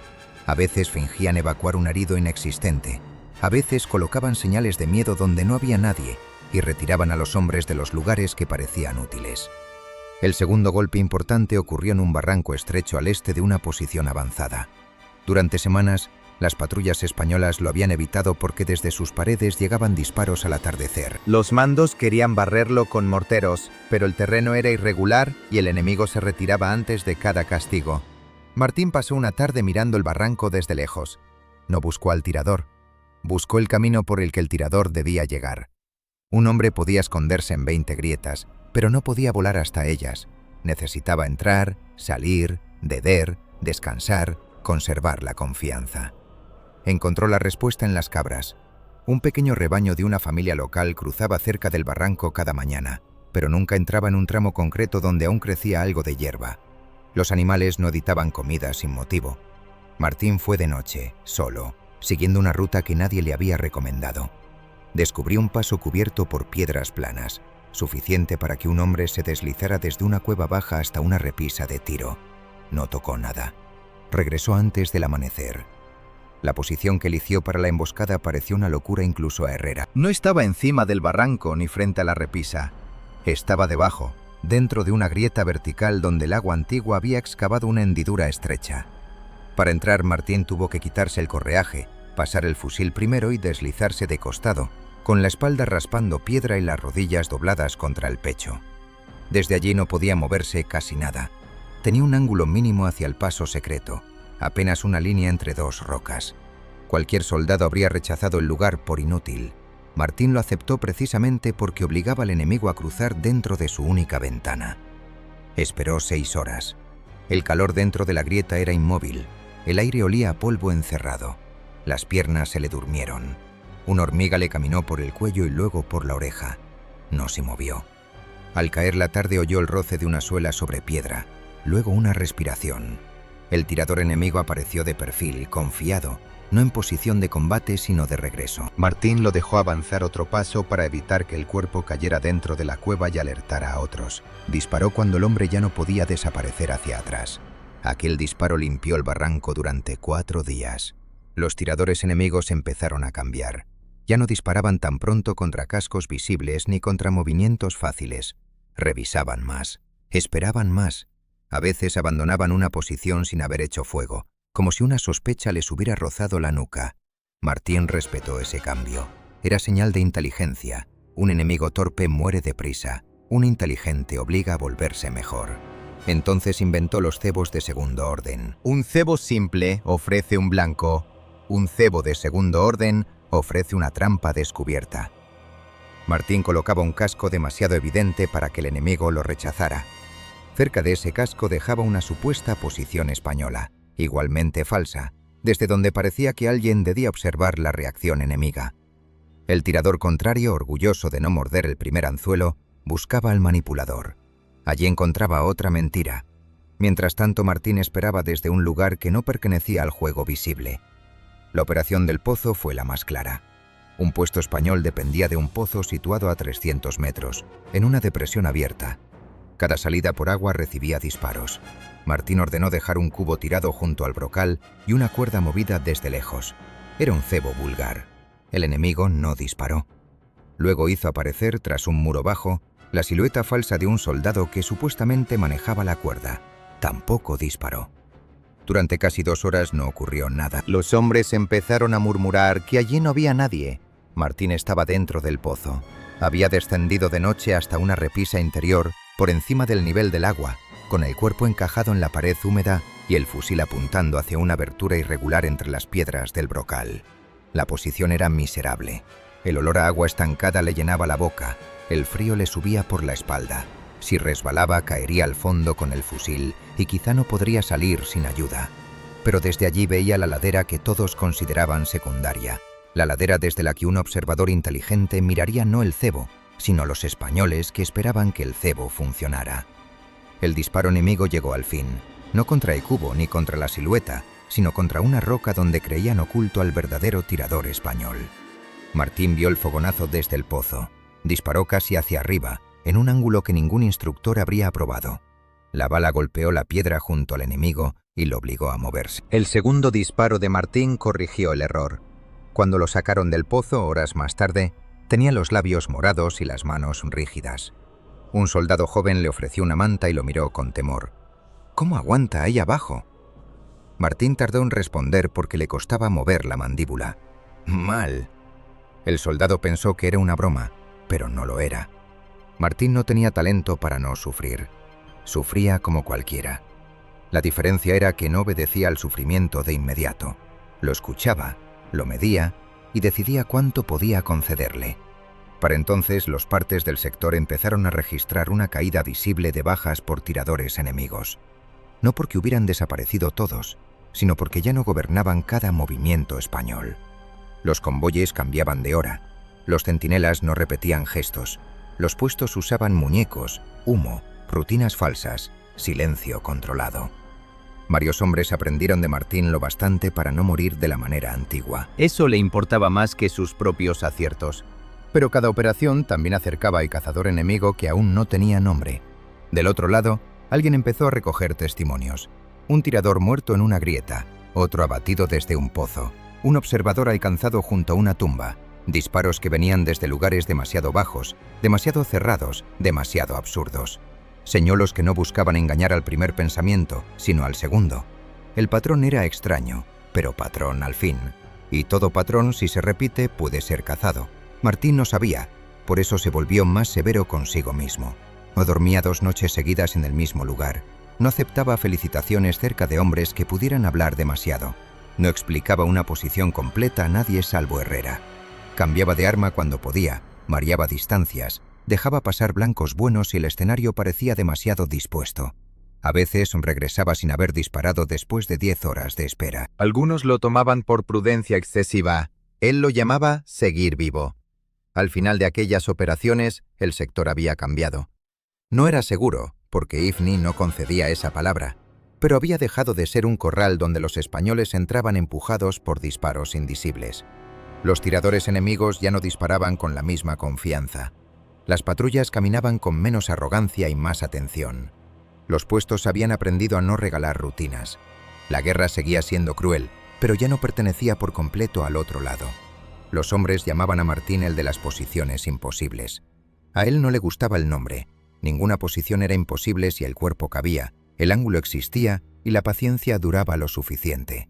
Imposible era solo la palabra que los hombres usaban para no imaginar más allá de su comodidad.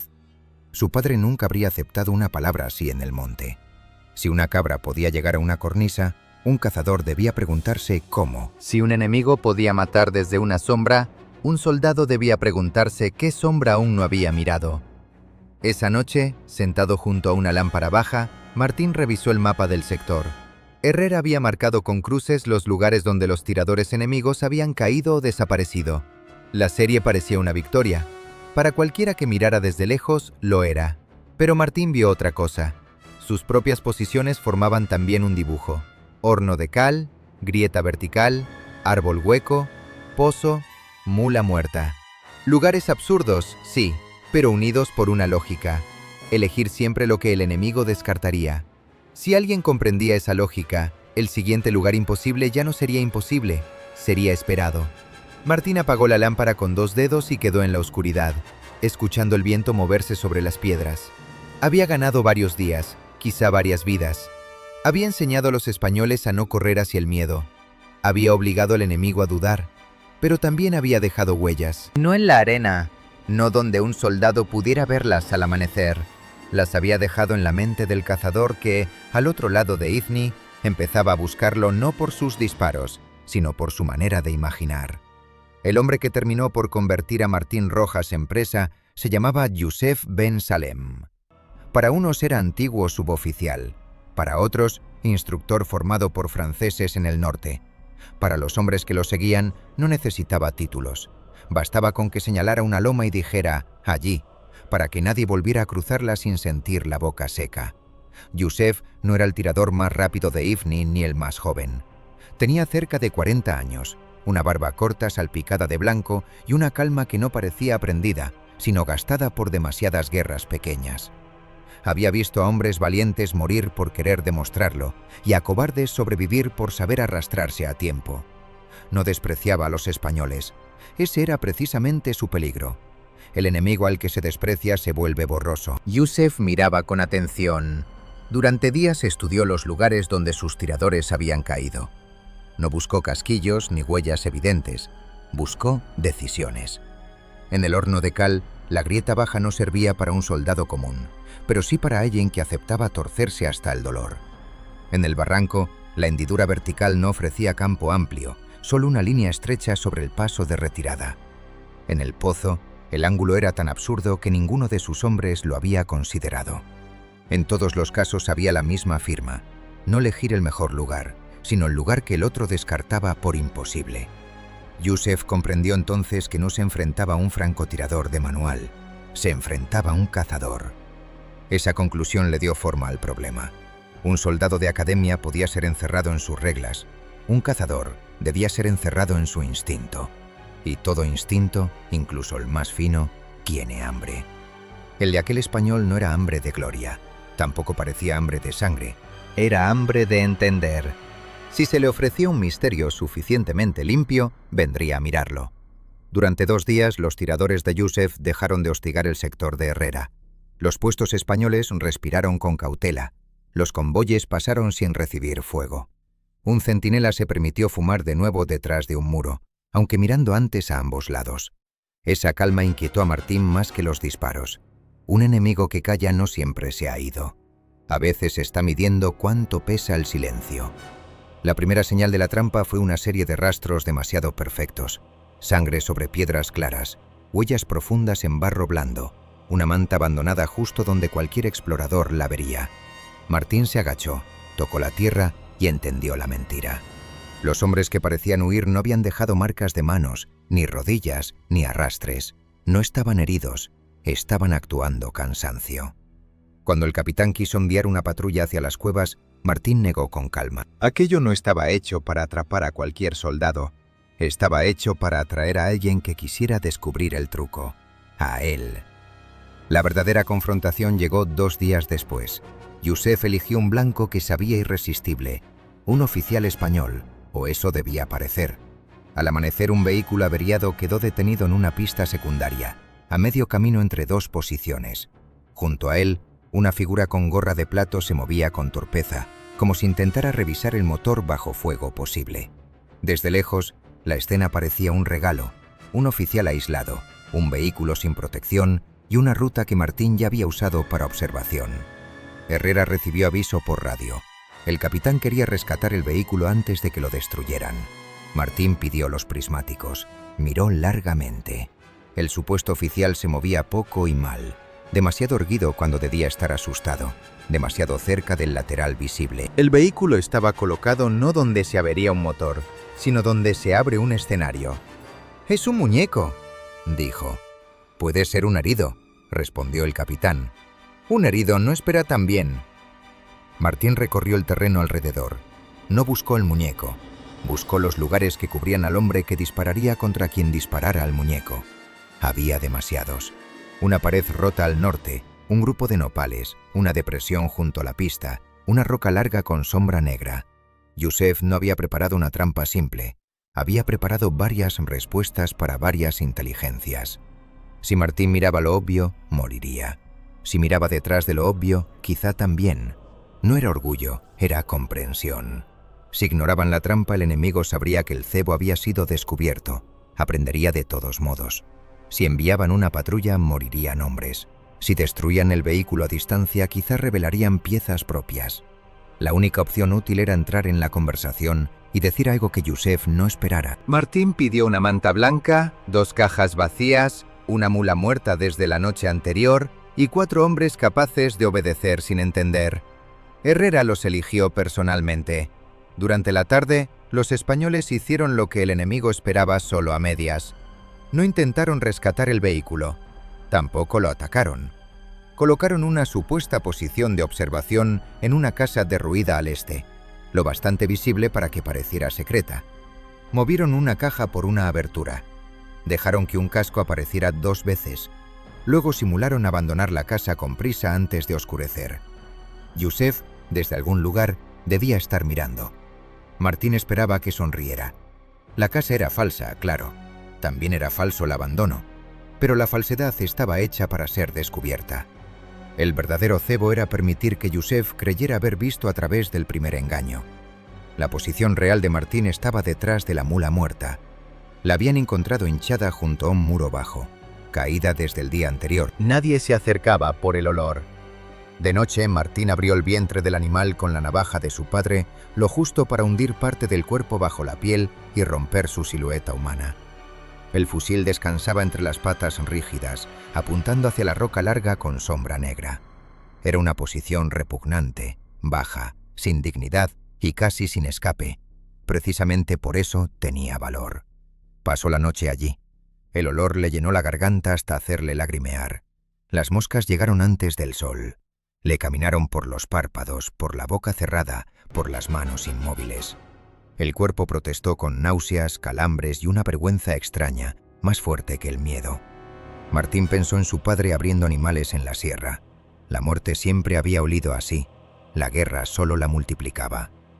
Al amanecer, el muñeco del vehículo seguía en su lugar. La casa falsa mostró un casco durante un segundo, como estaba previsto. Un disparo enemigo lo atravesó. Otro disparo, desde otra posición, golpeó el muro donde habría estado el manipulador. Bien. Yusef estaba probando capas. Martín no se movió. Pasó una hora, luego otra. Los españoles dentro del puesto obedecieron y no respondieron. El silencio hizo crecer la tensión. Por fin, cerca del mediodía, una sombra se deslizó junto a la roca larga. No era un tirador común. El movimiento era demasiado económico. El hombre no buscaba blanco. Buscaba el lugar desde donde otro hombre inteligente habría decidido mirar. Martín sintió que la garganta se le cerraba. Aquello era Yusef, o alguien de su misma calidad. El disparo habría sido difícil, pero posible. Martín dejó que el dedo rozara el gatillo. Entonces la sombra se detuvo antes de entrar en su línea limpia. No por azar. El hombre estaba tentando el hueco. Si Martín disparaba desde la mula, el fogonazo mínimo pero real lo delataría ante otros ojos. La roca larga no era el nido principal, era otra pregunta. Martín retiró lentamente el dedo. Durante una eternidad no ocurrió nada. Luego, desde el vehículo, el muñeco cayó de lado por un mecanismo oculto. Un supuesto oficial abatido. El viejo impulso humano pedía mirar, confirmar, medir el éxito o el fracaso. Martín no miró. Siguió observando la roca secundaria, una piedra plana más atrás, casi sin valor táctico. Allí apareció el verdadero brillo, no una lente completa, solo una línea pálida. Yusef no estaba en la roca larga, estaba detrás de quien debía parecer Yusef. Martín disparó. La distancia era grande y el ángulo malo. Durante un segundo no supo si había acertado. Después vio el brillo caer, no como un objeto soltado, sino como un ojo que desaparece. La piedra plana quedó vacía. La respuesta fue inmediata. 3 disparos golpearon la mula. Uno atravesó la piel a centímetros de su hombro. Otro le llenó la cara de restos secos. El tercero rompió la culata por el borde sin inutilizar el arma. Martín no podía quedarse. Se arrastró hacia atrás bajo la manta, no hacia el puesto, sino hacia una zanja mínima que había preparado de noche. Las balas siguieron buscando la mula, convencidas de que aún estaba dentro. Cuando notaron el error, ya había ganado 10 metros. No corrió. Correr habría levantado polvo. Se deslizó, se detuvo, volvió a deslizarse. Una bala golpeó una piedra cerca de su mano. Otra pasó baja, con un sonido de insecto furioso. Desde el puesto Herrera ordenó fuego de cobertura, no para acertar, sino para ensuciar la mirada enemiga. Martín llegó a la zanja profunda al cabo de minutos que le parecieron una vida completa. Allí esperó hasta la noche, inmóvil, con el rostro pegado a la tierra. Al regresar encontró a Herrera despierto, sentado junto a la lámpara. ¿Era él? Martín se lavó las manos 3 veces antes de contestar. El olor no se iba. Creo que sí. Nuestros observadores vieron retirar a un hombre de la piedra plana. Mucho cuidado, mucha prisa. Los demás no dispararon después. Martín se sentó en el suelo. Estaba tan cansado que no sentía triunfo ni alivio, solo una especie de vacío. Entonces, quizá... Herrera le ofreció agua. Martín bebió y notó que le temblaba la mano, no por miedo atrasado, por algo peor, comprensión. Yusef había estado cerca, no de matarlo con una bala cualquiera, sino de entenderlo. Había construido una trampa para su curiosidad, para su rechazo de lo evidente, para su orgullo secreto de elegir lo imposible. Había puesto un falso cazador delante de un cazador real y casi lo había obligado a disparar. Si Martín hubiera obedecido su primer acierto, habría muerto bajo la piel de una mula podrida, no por torpe, sino por haber sido demasiado fiel a sí mismo. Esa noche soñó con la Sierra de Granada. No soñó con guerra ni con cadáveres, soñó con el macho montés de su infancia, el primero que su padre no le permitió abatir. En el sueño, el animal aparecía en la cresta y Martín levantaba el fusil. Rafael ponía una mano sobre el cañón y negaba. Pero esta vez, al mirar mejor, Martín veía a otro cazador al otro lado de la garganta, apuntándole mientras él apuntaba al macho. Despertó antes del amanecer, con la frase de su padre clavada como una espina. Se dispara cuando el monte decide que ya puedes. Había creído entenderla toda su vida. Ahora descubría una parte nueva. El monte no decide solo para un cazador. Decide para todos los que están dentro de él. Durante los días siguientes el sector permaneció extraño. Los disparos enemigos disminuyeron. No cesaron, porque una guerra no termina por la muerte de un hombre, ni siquiera de uno importante. Pero algo se había quebrado. Los tiradores actuaban con menos seguridad. Las trampas eran más simples. Los observadores se retiraban antes. La red seguía allí, aunque le faltaba un nudo central. Una tarde, al borde del puesto, un soldado joven le preguntó si de verdad había matado al jefe de los tiradores. Martín miró las lomas, doradas por la luz baja. Maté a un hombre que pensaba bien. El soldado esperó algo más, una frase dura, una burla, una señal de victoria. ¿Y eso es todo? Martín tardó en responder. Eso es mucho, porque lo era. Matar a un hombre torpe podía salvar una hora. Matar a un hombre valiente podía cambiar un ataque. Matar a un hombre que pensaba bien cambiaba el silencio alrededor, pero también dejaba una deuda extraña. Martín no sentía culpa por haber disparado. Yusef habría hecho lo mismo. Lo que sentía era respeto, y el respeto por un enemigo muerto pesa más que el odio, porque no se puede escupir para aligerarlo. Al final comprendió que Ifni no le había enseñado una forma nueva de matar, sino una forma nueva de humildad. En la sierra había aprendido que el cazador debía estudiar a la presa. En África aprendió que la presa también estudia, que cada mirada deja una marca, que el hombre más paciente puede ser empujado por su propia paciencia hacia una trampa, que la posición imposible, repetida demasiadas veces, se vuelve una costumbre, que incluso la inteligencia puede convertirse en rastro. Cuando terminó aquella serie de operaciones, Martín dejó de elegir siempre el lugar más extraño. A veces ocupaba una posición normal, precisamente porque todos esperaban lo contrario. A veces no aceptaba el misterio. A veces permitía que otro tirador resolviera un blanco fácil. Aprendió a no enamorarse de su propio método. Esa fue su última adaptación, y quizá la que más vidas salvó. Siguió siendo el cabrero para algunos, Rojas para Herrera, el de las posiciones imposibles para los hombres que necesitaban nombres más grandes que el miedo. Pero él nunca se llamó a sí mismo francotirador. Esa palabra le parecía demasiado limpia, demasiado militar, demasiado pequeña. Si alguien insistía, decía que era cazador. Y aun eso lo decía con cautela, porque Nifny había descubierto que ningún cazador lo es por completo. A veces, cuando el viento venía del interior y levantaba polvo sobre las pistas, Martín recordaba a Rafael en la sierra, inmóvil junto a él, esperando que el macho montés regresara por la garganta. Recordaba la mano deteniendo el disparo. Recordaba la lección inicial y la lección final, separadas por años, mar y muertos. No se dispara cuando uno quiere. No se sobrevive solo porque uno sabe. Y en toda caza verdadera, mientras miras por la mira del fusil, hay en algún lugar otra mirada aprendiendo la forma exacta de tu paciencia.